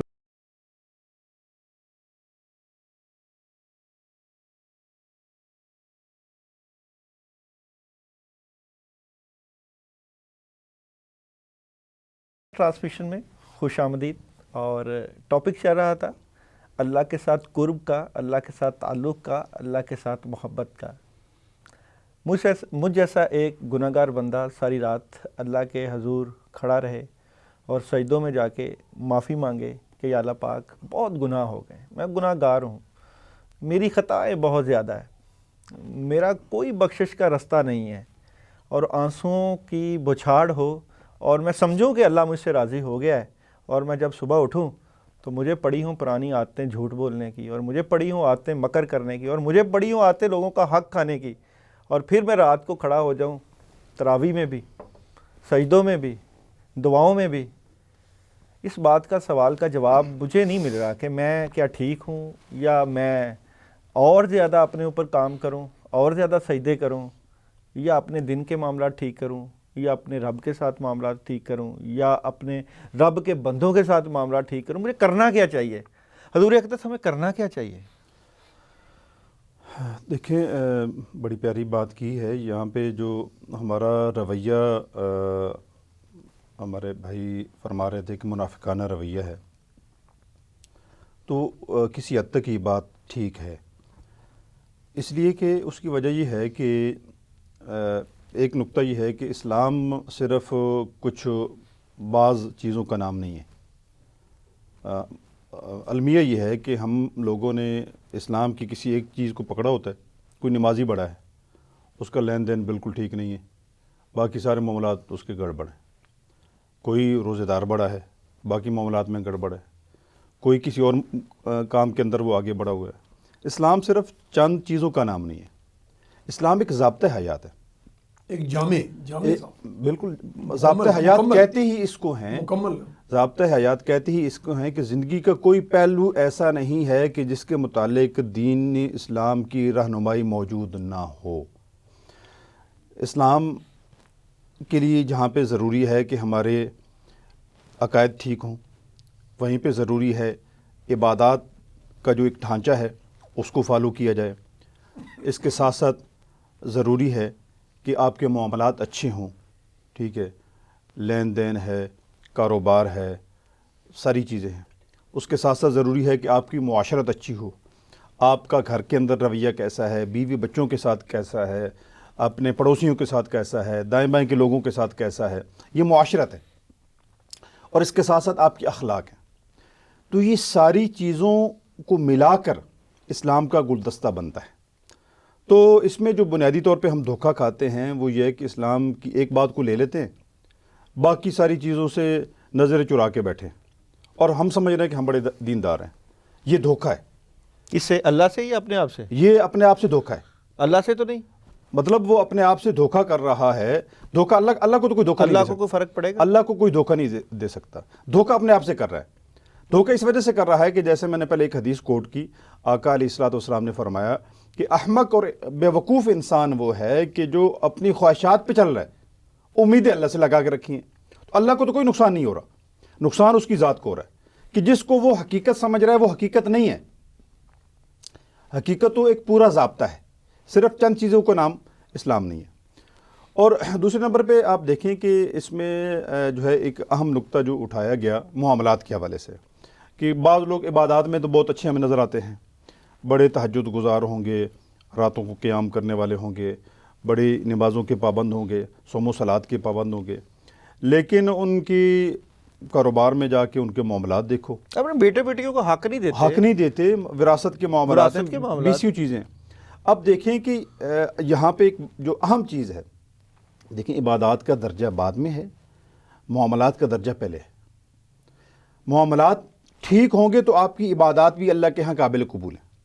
آپ دیکھیے کہ قرآن مجید میں اللہ تبارک و تعالیٰ نے اپنے پاک پیغمبروں کو علیہ الصلوۃ والسلام جب عبادت کا حکم دیا تو سب سے پہلے حلال طیب کھانے کا حکم دیا، یا ایھا الذین آمنوا کلوا من الطیبات واعملوا صالحا، کہ حلال طیب رزق کھاؤ، نیک اعمال کرو۔ اس سے علماء نے یہ نقطہ اخذ کیا ہے کہ عبادات کی قبولیت کے لیے آپ کے معاملات کا ٹھیک ہونا ضروری ہے۔ آپ کے معاملات ٹھیک نہیں ہیں، لوگوں کے ساتھ لین دین ٹھیک نہیں ہے، آپ لوگوں کی زمینیں غصب کر کے بیٹھے ہیں، ان کے پیسے غصب کر کے بیٹھے ہیں، سودی معاملات کر رہے ہیں، مطلب لوگوں کا حق دبا کے بیٹھے ہیں، اپنی بچیوں کو بیٹیوں کو وراثت میں حصہ نہیں دے رہے، مختلف چیزیں ہیں، اور آپ تہجد گزار ہو، عبادت گزار ہو، جتنا بھی ہے، لیکن وہاں ایک طرف آپ بندوں کے حقوق ضائع کر رہے ہیں، دوسری طرف آپ اللہ رب العزت کی عبادت کر رہے ہیں۔ دیکھیں یہ دونوں چیزوں میں توازن ہونا ضروری ہے۔ حقوق اللہ کی ادائیگی جہاں پر ضروری ہے، وہیں پر حقوق العباد کا جو معاملہ ہے وہ زیادہ حساس ہے۔ حقوق اللہ کا معاملہ زیادہ حساس ہے۔ حضور اقدس یہ جو معاملہ ہے کہ ایک بندہ ایک مسلمان بھائی کا پورا حق ادا کر رہا ہے، کسی کا حق نہیں مار رہا، رشوت نہیں لے رہا، اور اپنے دنیاوی معاملات میں بہت اچھے طریقے سے اسلامی طریقے سے چل رہا ہے، لیکن تھوڑی عبادت کرتا ہے، زیادہ نہیں کرتا ہے، لا الہ پہ قائم ہے، عبادت کے لیے اس کے پاس کم وقت ہے۔ اور ایک دوسرا مسلمان جو ساری رات عبادت کرتا ہے، اللہ کو یاد کرتا ہے اور گڑ گڑاتا ہے، لیکن اس کا لوگوں کے ساتھ معاملہ جو ہے وہ اتنا اچھا نہیں ہے۔ کیا سمجھتے ہیں دونوں برابر ہیں؟ دیکھیں میری دانست میں میری تو بڑی ناقص عقل ہے اس معاملے میں، وہ میں سمجھتا ہوں عبادت جو ہے وہ خوف خدا کا نام ہے۔ اگر خوف خدا ہے جس میں اور وہ کسی کا حق نہیں غصب کر رہا، تو اس کا مطلب ہے کہ اللہ کی ذات پہ جو مکمل کامل ایمان تو پھر اس شخص کا ہوا، بجائے اس کے کہ وہ واقعی اللہ کی ذات دیکھیں وہ تو بلند و بالا ہے، ہر انسان تو تصور ہی نہیں کر سکتا وہاں تک اس کی پہنچ نہیں سوچ کی۔ لیکن واقعی یہ بات صحیح ہے کہ مکر کریٹر کے خالق کے ساتھ آپ کیسے مکر کر سکتے ہیں؟ آپ کی تو حیثیت ہستی نہیں ہے کوئی۔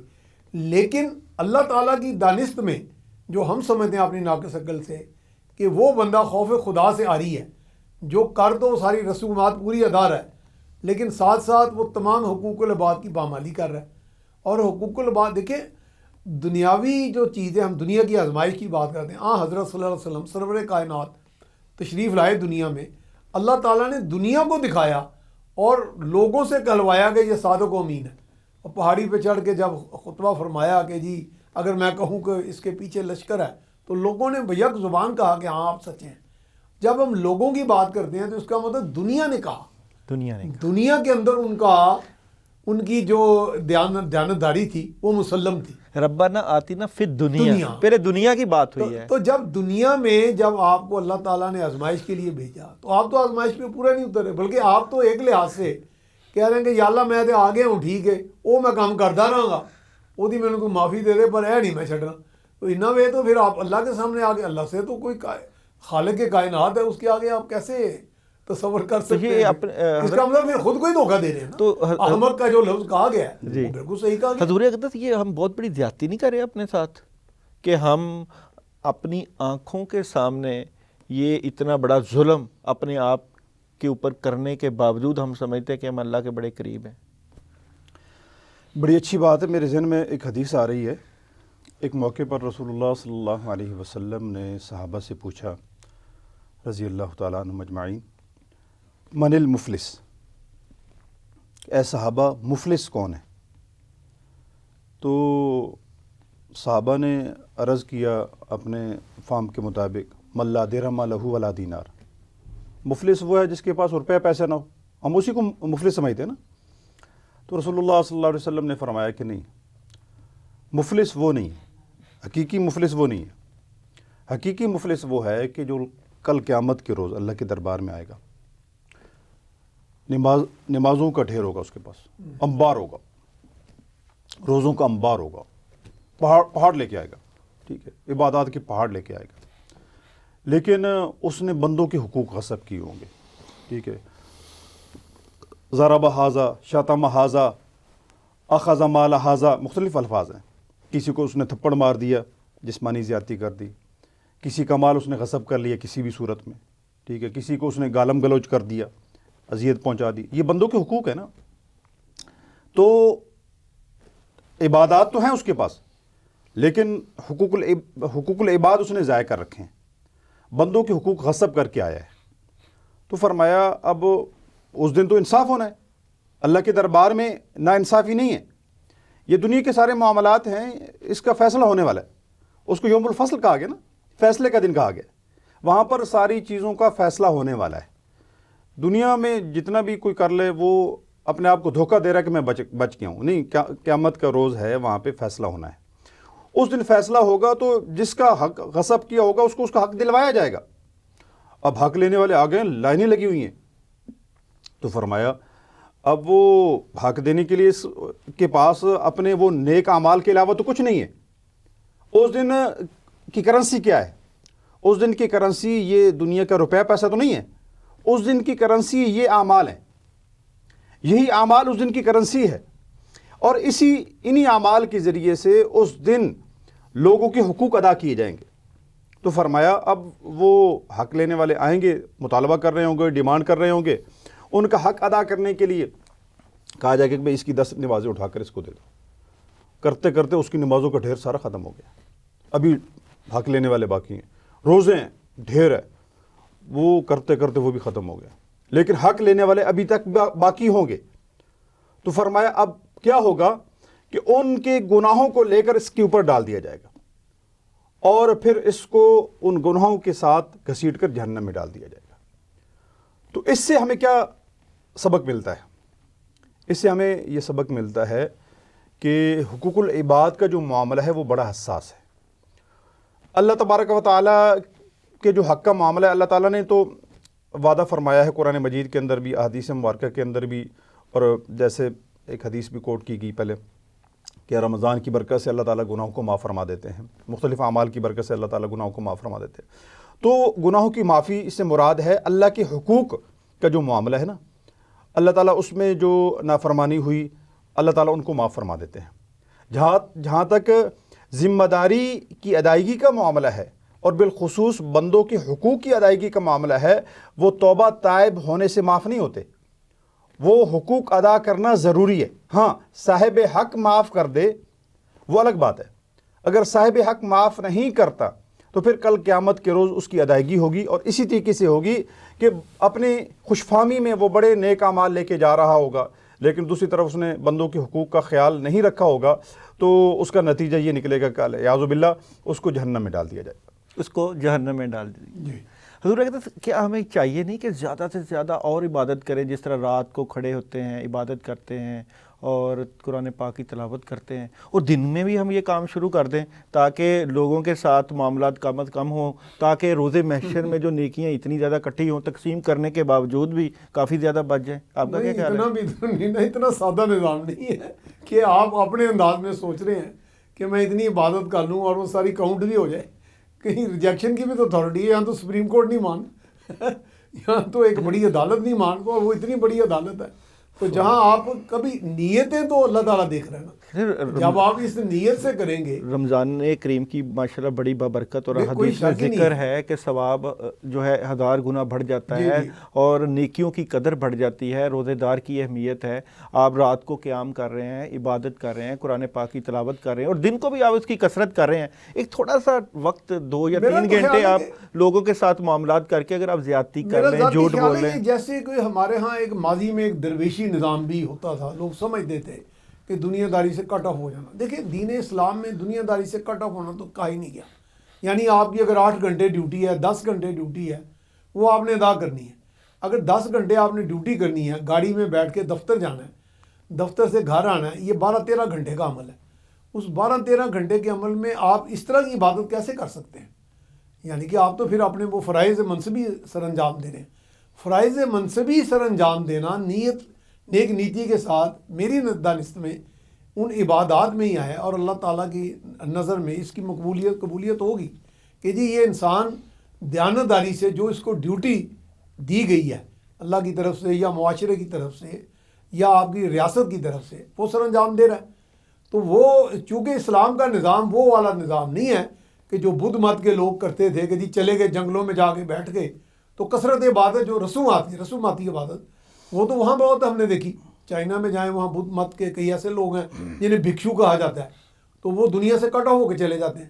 اس طرح آپ دیکھیں عیسائیت میں ایک فرقہ عیسائیت بہترین مذہب ہے لیکن ایک فرقہ جیسے ننز ہوتی ہیں خواتین وہ بھی اسلام میں ایسی چیزوں کی یعنی زیادتی کی کثرت کی نفی ہے میرا خیال ہے عملاً.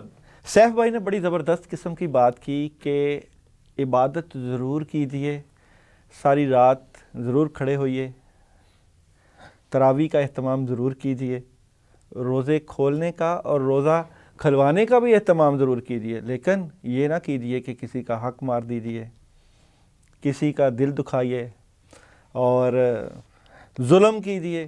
ظلم سے رکیے, ظلم نہیں کرنا, زیادتی نہیں کرنی, دھوکہ نہیں دینا اور جھوٹ نہیں بولنا, بلکہ اپنے اخلاق حسنہ سے, اپنے اچھے اخلاق سے ثابت کرنا کہ آپ اچھے مسلمان ہیں. ایک چھوٹی سی بریک.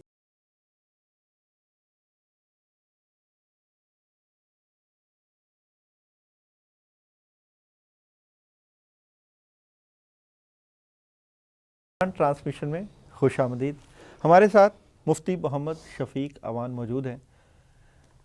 ان سے بات ہوئی رمضان کے حوالے سے کہ رمضان میں ساری رات قیام کرنا چاہیے, اللہ کی عبادت کرنی چاہیے, روزے کا بھی اہتمام کرنا چاہیے, سحری کا بھی اہتمام کرنا چاہیے, افطاری کا بھی اہتمام کرنا چاہیے. میں یہاں پہ کچھ چیزیں سمجھنا چاہ رہا تھا مولانا صاحب سے جو میرے لیے ایک سوال ہے.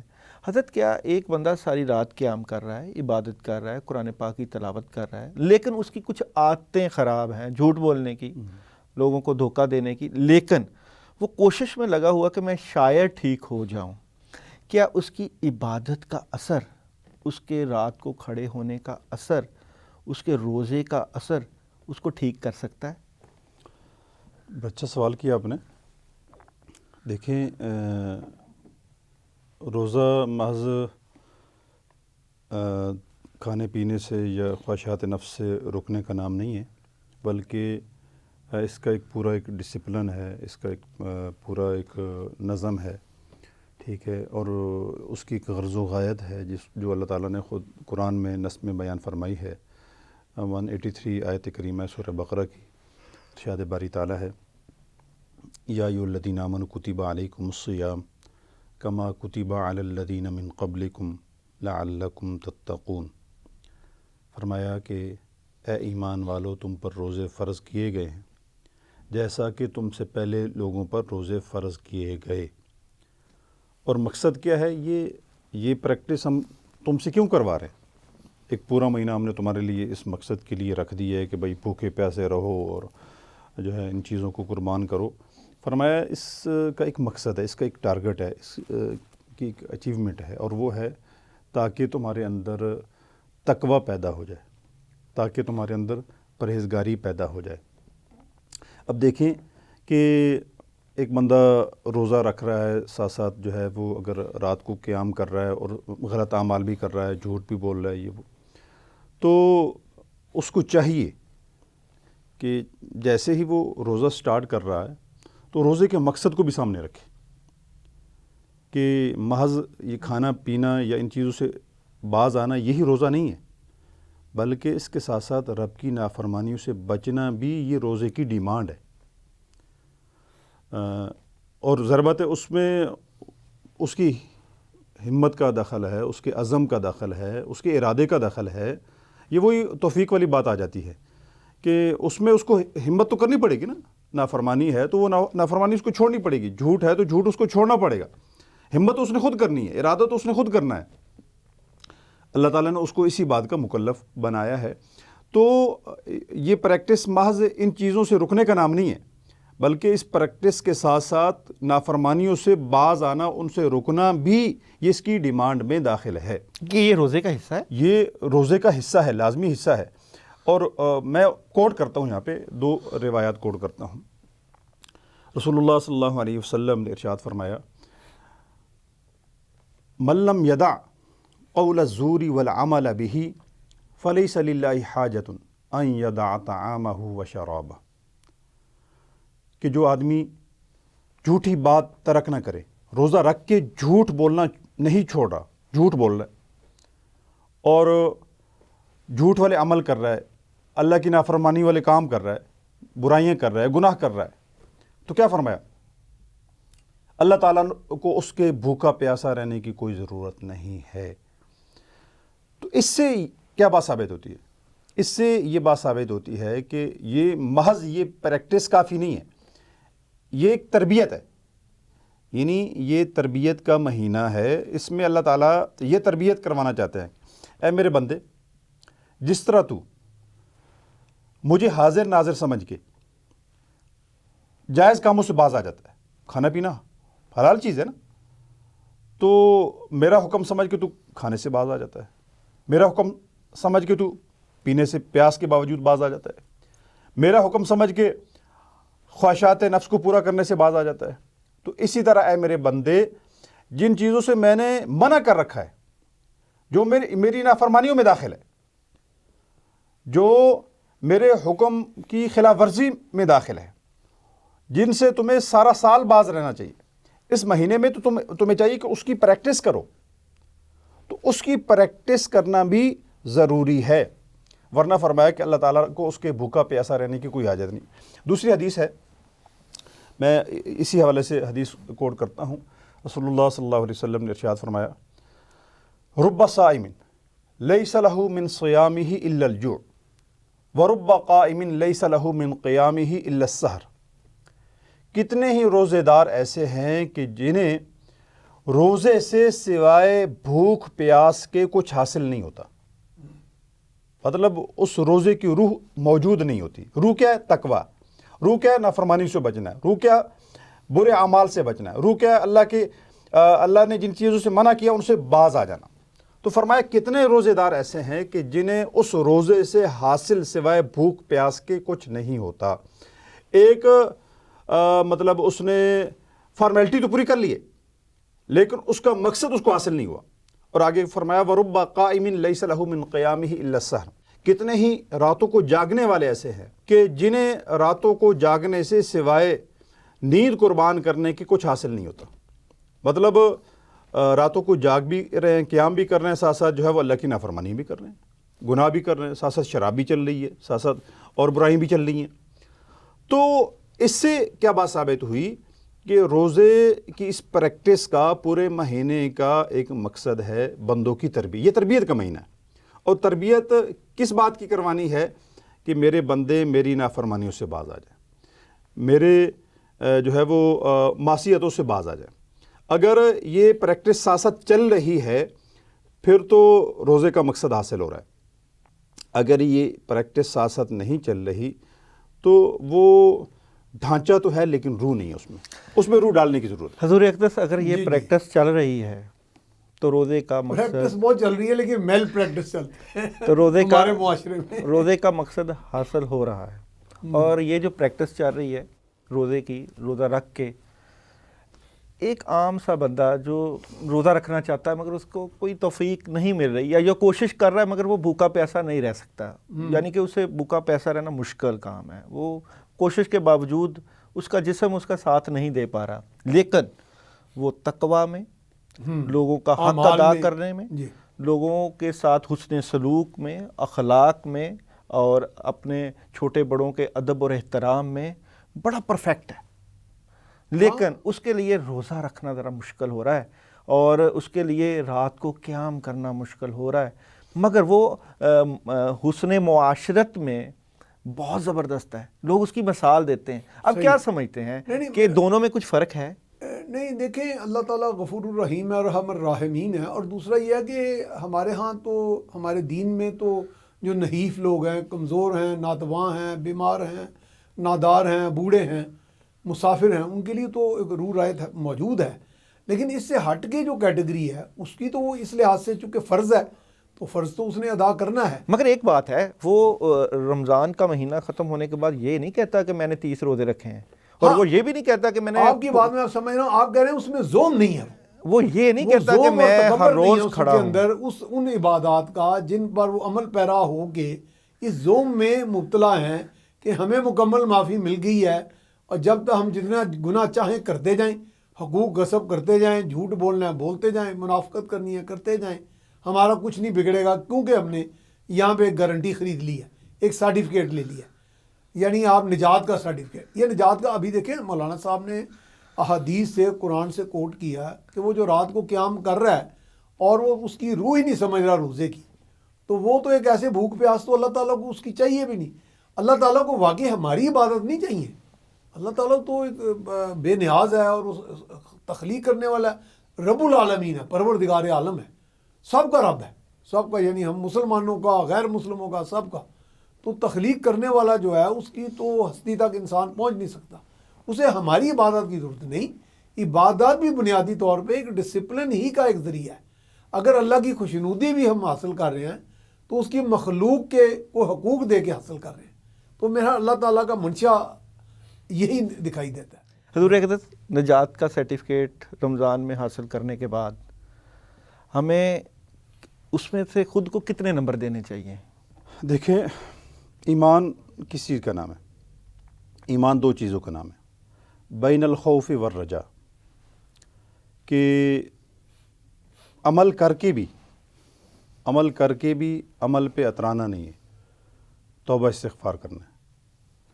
تکبر تو منع ہے تکبر جی، تو، اس کی ایک میں مثال وہ دیتا تو ہوں. صرف اللہ کی ذات کو زیب دیتا ہے. سنت ہے کہ جب ہم نماز پڑھتے ہیں تو نماز کے بعد جو پہلا ذکر ہمیں سکھایا گیا ہے وہ کیا ہے؟ ہم سب سے پہلے اللہ کی بڑائی بیان کریں، اللہ اکبر کہیں، پھر 3 دفعہ کہیں استغفر اللہ استغفر اللہ استغفر اللہ. کبھی سوچا ہے ہم نے کہ نماز کے بعد استغفار، یہ استغفار کیوں کیا جا رہا ہے، کیوں اس کی تاکید کی جا رہی ہے؟ اس کے پیچھے لاجک کیا ہے؟ لاجک یہی ہے کہ میری عبادت کی کیا حیثیت ہے، اس کی شایان شان حق تو یہ ہے کہ حق ادا نہ ہوا، سیدھی سی بات ہے، جان دی ہوئی اسی کی. ہاں اسی کی تھی. وہ تو میری تو یہ ناقص عبادت ہے، ٹوٹی، مطلب اس کما حقوق اس کو ادا کرنا میری کہاں اپروچ ہے. تو میں تو ابھی بڑا کوتاہ ہوں، اس پر توبہ ہے، استغفار ہے. تو عمل کر کے بھی نمبر ہم نہیں دے سکتے، اللہ کی ذات سے امید رکھ سکتے ہیں کہ اے پروردگار جو اس میں کوتاہی ہو گئی ہے تو معاف فرما دے اور اس ٹوٹے پھوٹے عمل کو قبول کر لے. یعنی اللہ کے ہاں ایک عاجزی اور درخواست ہی کی جا سکتی ہے، ورنہ تو اللہ کے نبی صلی اللہ علیہ وسلم نے جیسا کہ فرمایا کہ آدمی جنت میں جائے گا تو اللہ کی رحمت سے جائے گا. ٹھیک ہے، یہ اللہ تعالیٰ نے ایک ضابطہ تو بنا دیا ہے، اس سے آدمی انہیں گزرنا ہے اور ضروری لا محالہ گزرنا ہے، لیکن اصل تو اللہ کی رحمت ہی ہے. تو بندہ عمل کر کے بھی عمل پہ نظر نہ ہو، اللہ کی رحمت پہ نظر ہو. عمل کر کے جی عمل پہ نظر نہ ہو بلکہ اللہ کی رحمت پر نظر ہو. تو کیا یہ جو ہم عمل کر رہے ہیں یہ عمل ہمیں اللہ کی نظر کی طرف لے کر جائیں گے؟ بالکل لے کے جائیں گے. دیکھیں، ہم اللہ کے حکم کو پورا کر رہے ہیں نا، اللہ کے حکم کی اطاعت کر رہے ہیں. جب ہم اللہ رب العزت کے حکم کی اطاعت کر رہے ہیں، اللہ کے حکم کو پورا کر رہے ہیں، تو میں نے ایک بات کوٹ کی تھی، درمیان میں رہ گئی. ایمان کس چیز کا نام ہے؟ خوف بھی ہو، یعنی اللہ کی نافرمانی پر ایک ڈر بھی دل میں ہو، اور جو عمل کیا ہے تو اس پر امید بھی ہو. ٹھیک ہے، اور یہ اس کی کیفیت کس قدر ہونی چاہیے؟ حضرت عمر فاروق رضی اللہ تعالیٰ عنہ کا یہ قول ہے، روایات میں بیان کیا گیا ہے کہ اس حد تک اللہ کی ذات کے اوپر یقین ہو کہ قیامت کے روز اگر کہا جائے کہ ایک بندے کے علاوہ اور کوئی جنت میں نہیں جائے گا تو بندے کو اللہ کی ذات پہ اتنا یقین ہو کہ انشاءاللہ وہ میں ہی ہوں گا. اس قدر اللہ کی ذات پہ یقین ہو. اور اگر کہا جائے کہ ایک بندے کے علاوہ اور کوئی دوزخ میں نہیں جائے گا تو اس قدر خوف ہو کہ شاید وہ میں ہی ہوں گا. تو اعمال کرنے ہیں اور اعمال کر کے اپنے عمل پر اترانا نہیں ہے. اچھا، یہ جو اعمال کرنے خوف اور امید کے درمیان کرنے ہیں؟ جی، مطلب اس میں ضربت جو کمی کوتاہی ہے اس کا خوف اور ڈر بھی ہو دل میں، اپنی کوتاہ نظری پر بھی آدمی کی نگاہ ہو، کوتاہی پر بھی، اور ساتھ ساتھ اللہ کی ذات سے امید بھی ہو کہ اللہ تعالیٰ قبول کرنے والا ہے، انشاءاللہ قبول فرما لیں گے۔ اچھا، اللہ اعمال کو زیادہ پسند کرتے ہیں یا اخلاص کو زیادہ پسند کرتے ہیں؟ دیکھیں دونوں چیزیں بڑی اہم ہیں۔ بنیادی چیز جو ہے نا وہ اخلاص ہے۔ عمل بھی ضروری ہے، اور عمل میں اخلاص کا ہونا یہ سمجھ لیں کہ ریڑھ کی ہڈی کی حیثیت رکھتا ہے۔ حدیث مبارکہ میں نبی کریم صلی اللہ علیہ وسلم نے ارشاد فرمایا انما الاعمال بالنیات، کہ اعمال کا دار و مدار نیتوں پر ہے۔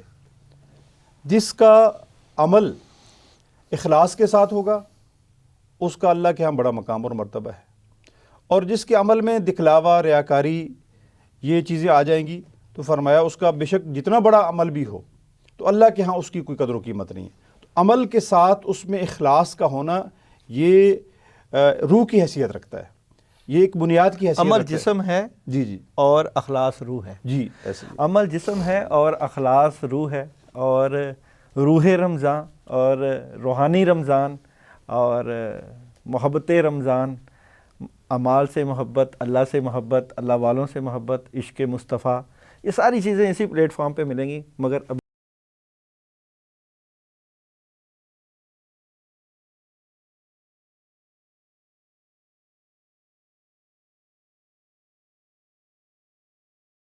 مشن میں خوش آمدید۔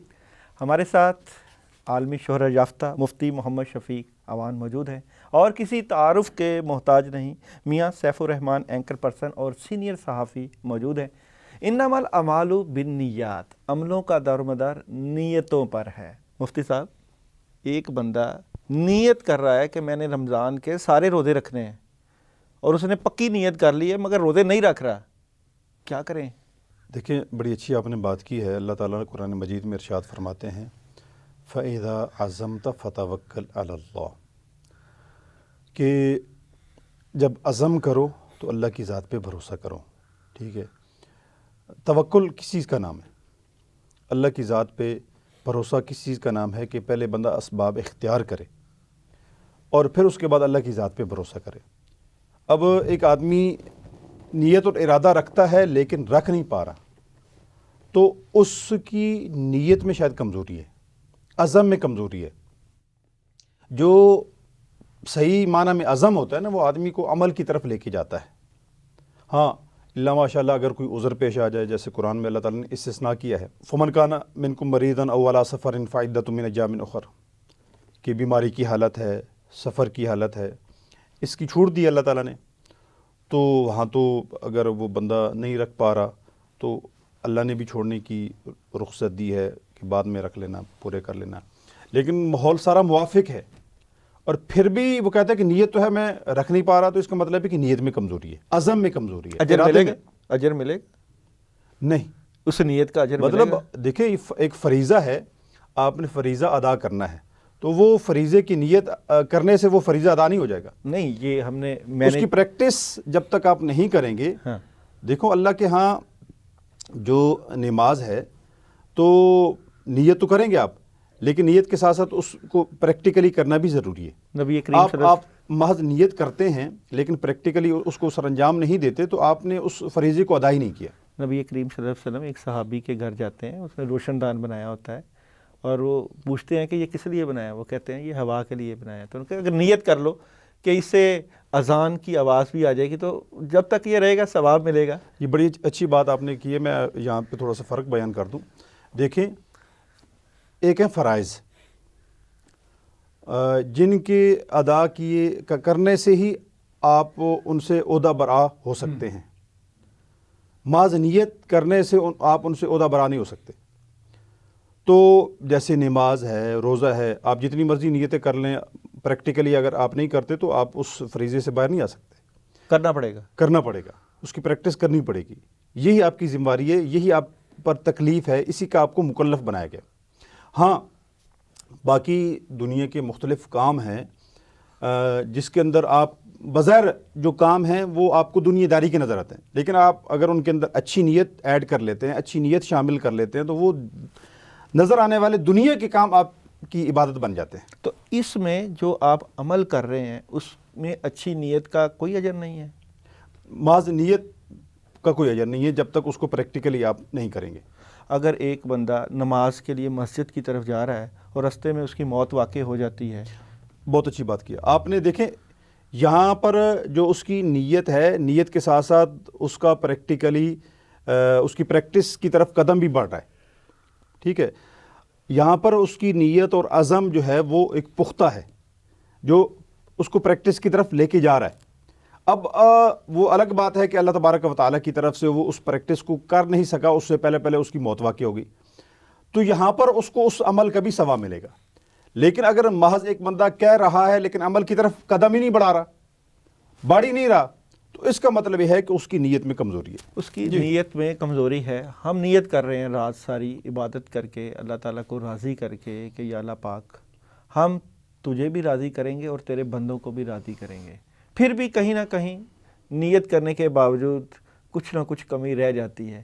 یہ کمی کیسے پوری کری جائے؟ نہیں دیکھیں، جو فرائض کی بات ہے نا، ابھی بڑی اچھی بات کی مفتی صاحب کی طرف سے، جو فریضہ آپ نے ادا کرنا ہے، جس کے احکامات موجود ہیں اور اس میں آپ قدرت رکھتے ہیں وہ کرنے کی، دیکھیں نا کہ ایک چیز کی آپ قدرت نہیں ہے، جیسے ایک نحیف ہے، بوڑھا ہے، بزرگ ہے، یا سفر میں ہے، یا اس کے کوئی ایسی اس کی کیفیت ایسی ہے، اس کی تو پھر قدرت نہ ہوئی، لیکن پری کوالیفائنگ جو کہا گیا ہے، جو پری کوالیفیکیشن ہے وہ آپ کی قدرت ہے، آپ میں وہ اختیار ہے کہ نہیں۔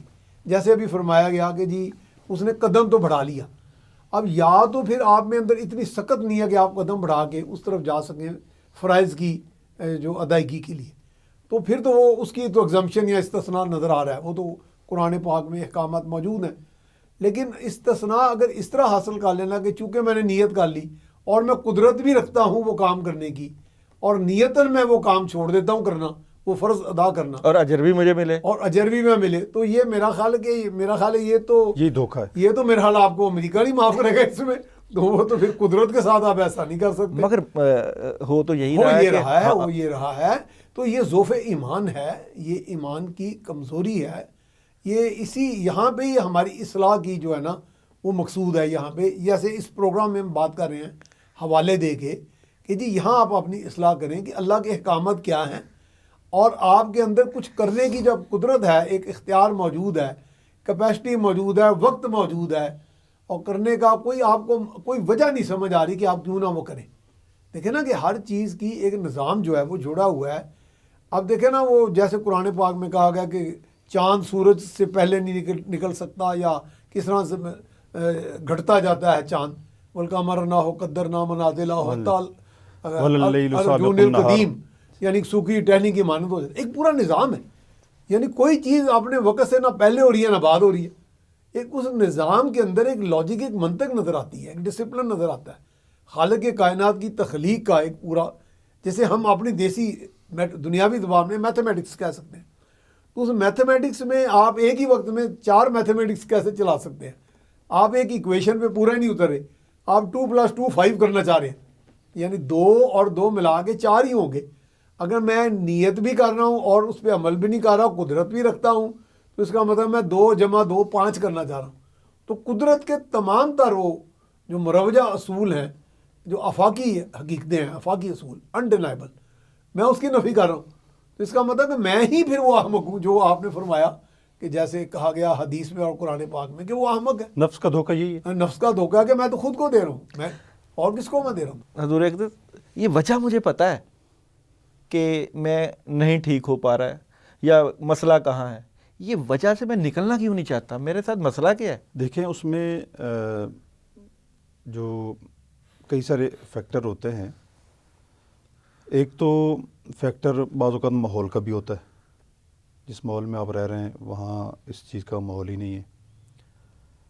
پھر اس کے ساتھ ساتھ بعض اوقات یہ ہوتا ہے کہ آپ نفسانی طور پہ کمزور ہیں، یعنی آپ کے اندر وہ ایمان کی پختگی نہیں ہے، ایمان کا وہ درجہ نہیں ہے کہ جو آپ کو عمل پہ آمادہ کر سکے۔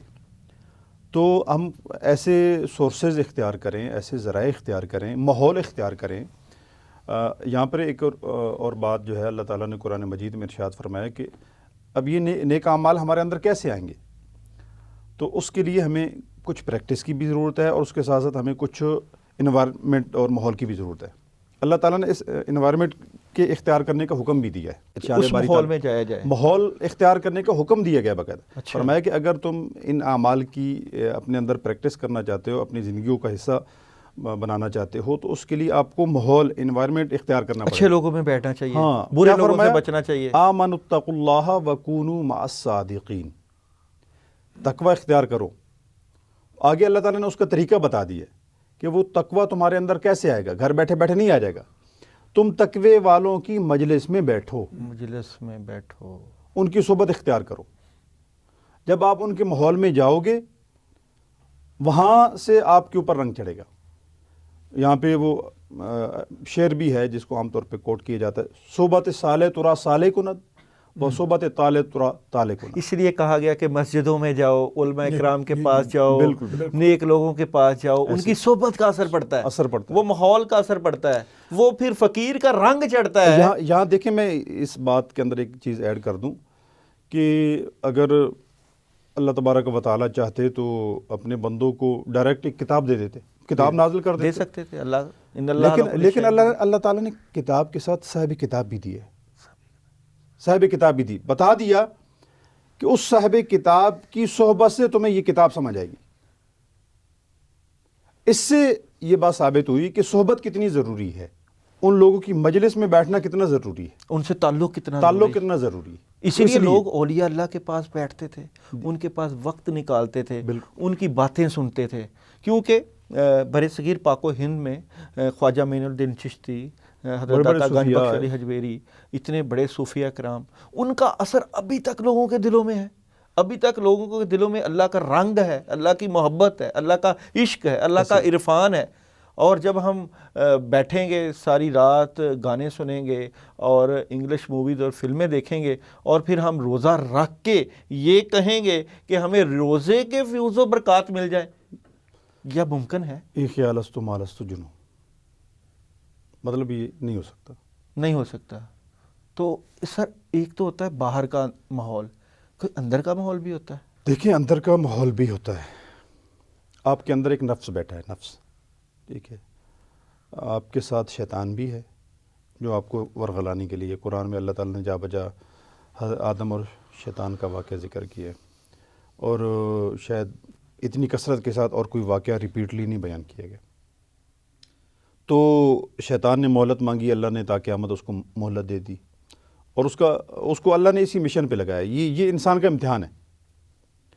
اب دیکھیں، انسان کو ہٹانے والی کئی ساری چیزیں، شیطان بھی ہے، اندر کا نفس بھی ہے، اور عام لوگوں کا جو نفس ہوتا ہے وہ نفس امارہ ہوتا ہے، یعنی جو گناہوں پر آمادہ کرتا ہے، اندر سے نفسانی خواہشات انگڑائی لیتی ہیں، یہ گناہ بھی کر لوں، یہ بھی کر لوں، جذبات ہیں۔ اب انسان کا اس نفس کے ساتھ ایک کمپٹیشن چل رہا ہے۔ دیکھیں، مجاہدہ کس کا نام ہے؟ انسان کا المجاہد من جاہد، نفس بھی انسان کا ہے، انسان کا نفس بھی ہے، اور انسان کا اس سے لڑائی بھی ہے، لڑائی بھی ہے۔ دیکھیں، میں حدیث کوٹ کرنے لگا ہوں، حدیث مبارکہ میں ہے کہ رسول اللہ صلی اللہ علیہ وسلم غالباً غزوہ تبوک کا موقع ہے، آپ صلی اللہ علیہ وسلم جب غزوہ تبوک سے واپس تشریف لائے، سن 9 ہجری کے اندر یہ غزوہ پیش آیا، جس میں جو ہے وہ وہاں پہ باقاعدہ جنگ نہیں ہوئی، اور اللہ تعالیٰ نے عافیت فرمائی اور صحابہ واپس پہنچے۔ تو آپ صلی اللہ علیہ وسلم نے فرمایا کہ اب ہم جہاد اصغر سے جہاد اکبر کی طرف لوٹے ہیں، ٹھیک ہے۔ اور حدیث میں کیا فرمایا؟ المجاہد من جاہد نفسہ، کہ بڑا مجاہد وہ ہے جو اپنے نفس کے خلاف جہاد کرے، مطلب اندر آپ کے جو گناہوں کی خواہشات ہیں، نافرمانی کی خواہشات ہیں، دل کرتا ہے کہ یہ بھی کر لوں، وہ بھی کر لوں، یہ ساری چیزیں آپ نے اس کا مقابلہ کرنا ہے، اور آپ نے اس کی خواہشات کو، اس کے تقاضوں کو دبا کے رب کی اطاعت کی طرف جانا ہے۔ تو یہ اندر کا ماحول بھی انسان کو ہمت سے، حوصلے سے بنانا پڑتا ہے، خود کوشش کرنی پڑے گی، خود کوشش کرنی پڑے گی، ماحول کا اثر بھی ہوگا، جی ماحول، باہر کے ماحول کا اثر بھی ہوگا، اور اندر نفس کے ساتھ لڑائی بھی لڑنی پڑے گی، وہ خود لڑنی ہے، وہ خود لڑنی ہے، اور وہ لڑائی تب آسان ہوتی ہے جب آپ کا ماحول آپ کا ساتھ دے۔ دونوں میں زور آور کون ہے؟ دیکھیں، اس میں ایک طرف انسان کا نفس ہے اور ایک طرف انسان کا عزم ہے، انسان کا ارادہ ہے۔ تو اس میں انسان کے اندر اللہ تعالیٰ نے قوت ہمت رکھی ہے، زیادہ رکھی ہے. نفس کو دبانے کی پوری صلاحیت اللہ تعالیٰ نے انسان کے اندر رکھی ہے، اور یہ روزہ اسی کام کے لیے، روزہ اسی کام کے لیے کہ انسان اپنے اس نفس کا مقابلہ کر سکے، دونوں ماحول کا، دونوں ماحول کا، باہر کا بھی ہاں جی اور اندر کا بھی، اندر کے ماحول کا بھی. تو اسی لیے یہ عبادت رکھی گئی ہے، اپنے نفس کو دبانے کے لیے، اس کو کنٹرول کرنے کے لیے، اور اس کے اندر کا ماحول بہتر بنانے کے لیے. تو اس میں انسان اس نفس کے مقابلے میں انسان کی ہمت، انسان کا ارادہ، انسان کی قوت، طاقت زیادہ ہے. تو اس کے لیے قدم انسان کو خود اٹھانا پڑے گا. اور یہ جو ماحول ہے، روزے کا ماحول ہے، اور یہ پورا مہینہ جو ہے، یہ ہمیں ایک پلیٹ فارم مہیا کرتا ہے کہ ہم نے اس ماحول میں اپنے آپ سے لڑ کے، اپنی خواہشوں سے لڑ کے، اور اپنی عبادتوں کے ذریعے اپنے اندر کی دنیا اور ایک باہر کی دنیا، اس میں یہ ثابت کرنا ہے کہ ہم صرف اللہ کے لیے بنے ہیں، اور اللہ کے لیے ہی ہماری خواہشات ہیں، اور اللہ کو ہی ہم نے جواب دینا ہے. پھر جزا اور سزا کا مزہ آتا ہے. تو پھر جزا اور سزا کا پتہ چلے گا. نامہ اعمال تب جب کھلیں گے تب پتہ چلے گا کہ جو روزے ہم رکھتے رہے، ان روزوں نے ہمیں کیا دیا. کیا اس روزے سے جو ہم نے رکھ کے ہے اپنے معاشرے میں اصلاح معاشرہ کیا؟ کیا ہم نے اللہ کو راضی کیا؟ کیا اپنے آپ کو راضی کر لیا؟ جس نے اپنے آپ کو پہچان لیا اس نے اپنے رب کو پہچان لیا. تو کیا روزہ رکھ کے آپ نے اپنے آپ کو پہچانا؟ وقت ختم ہوا چاہتا ہے. انشاءاللہ کل دوبارہ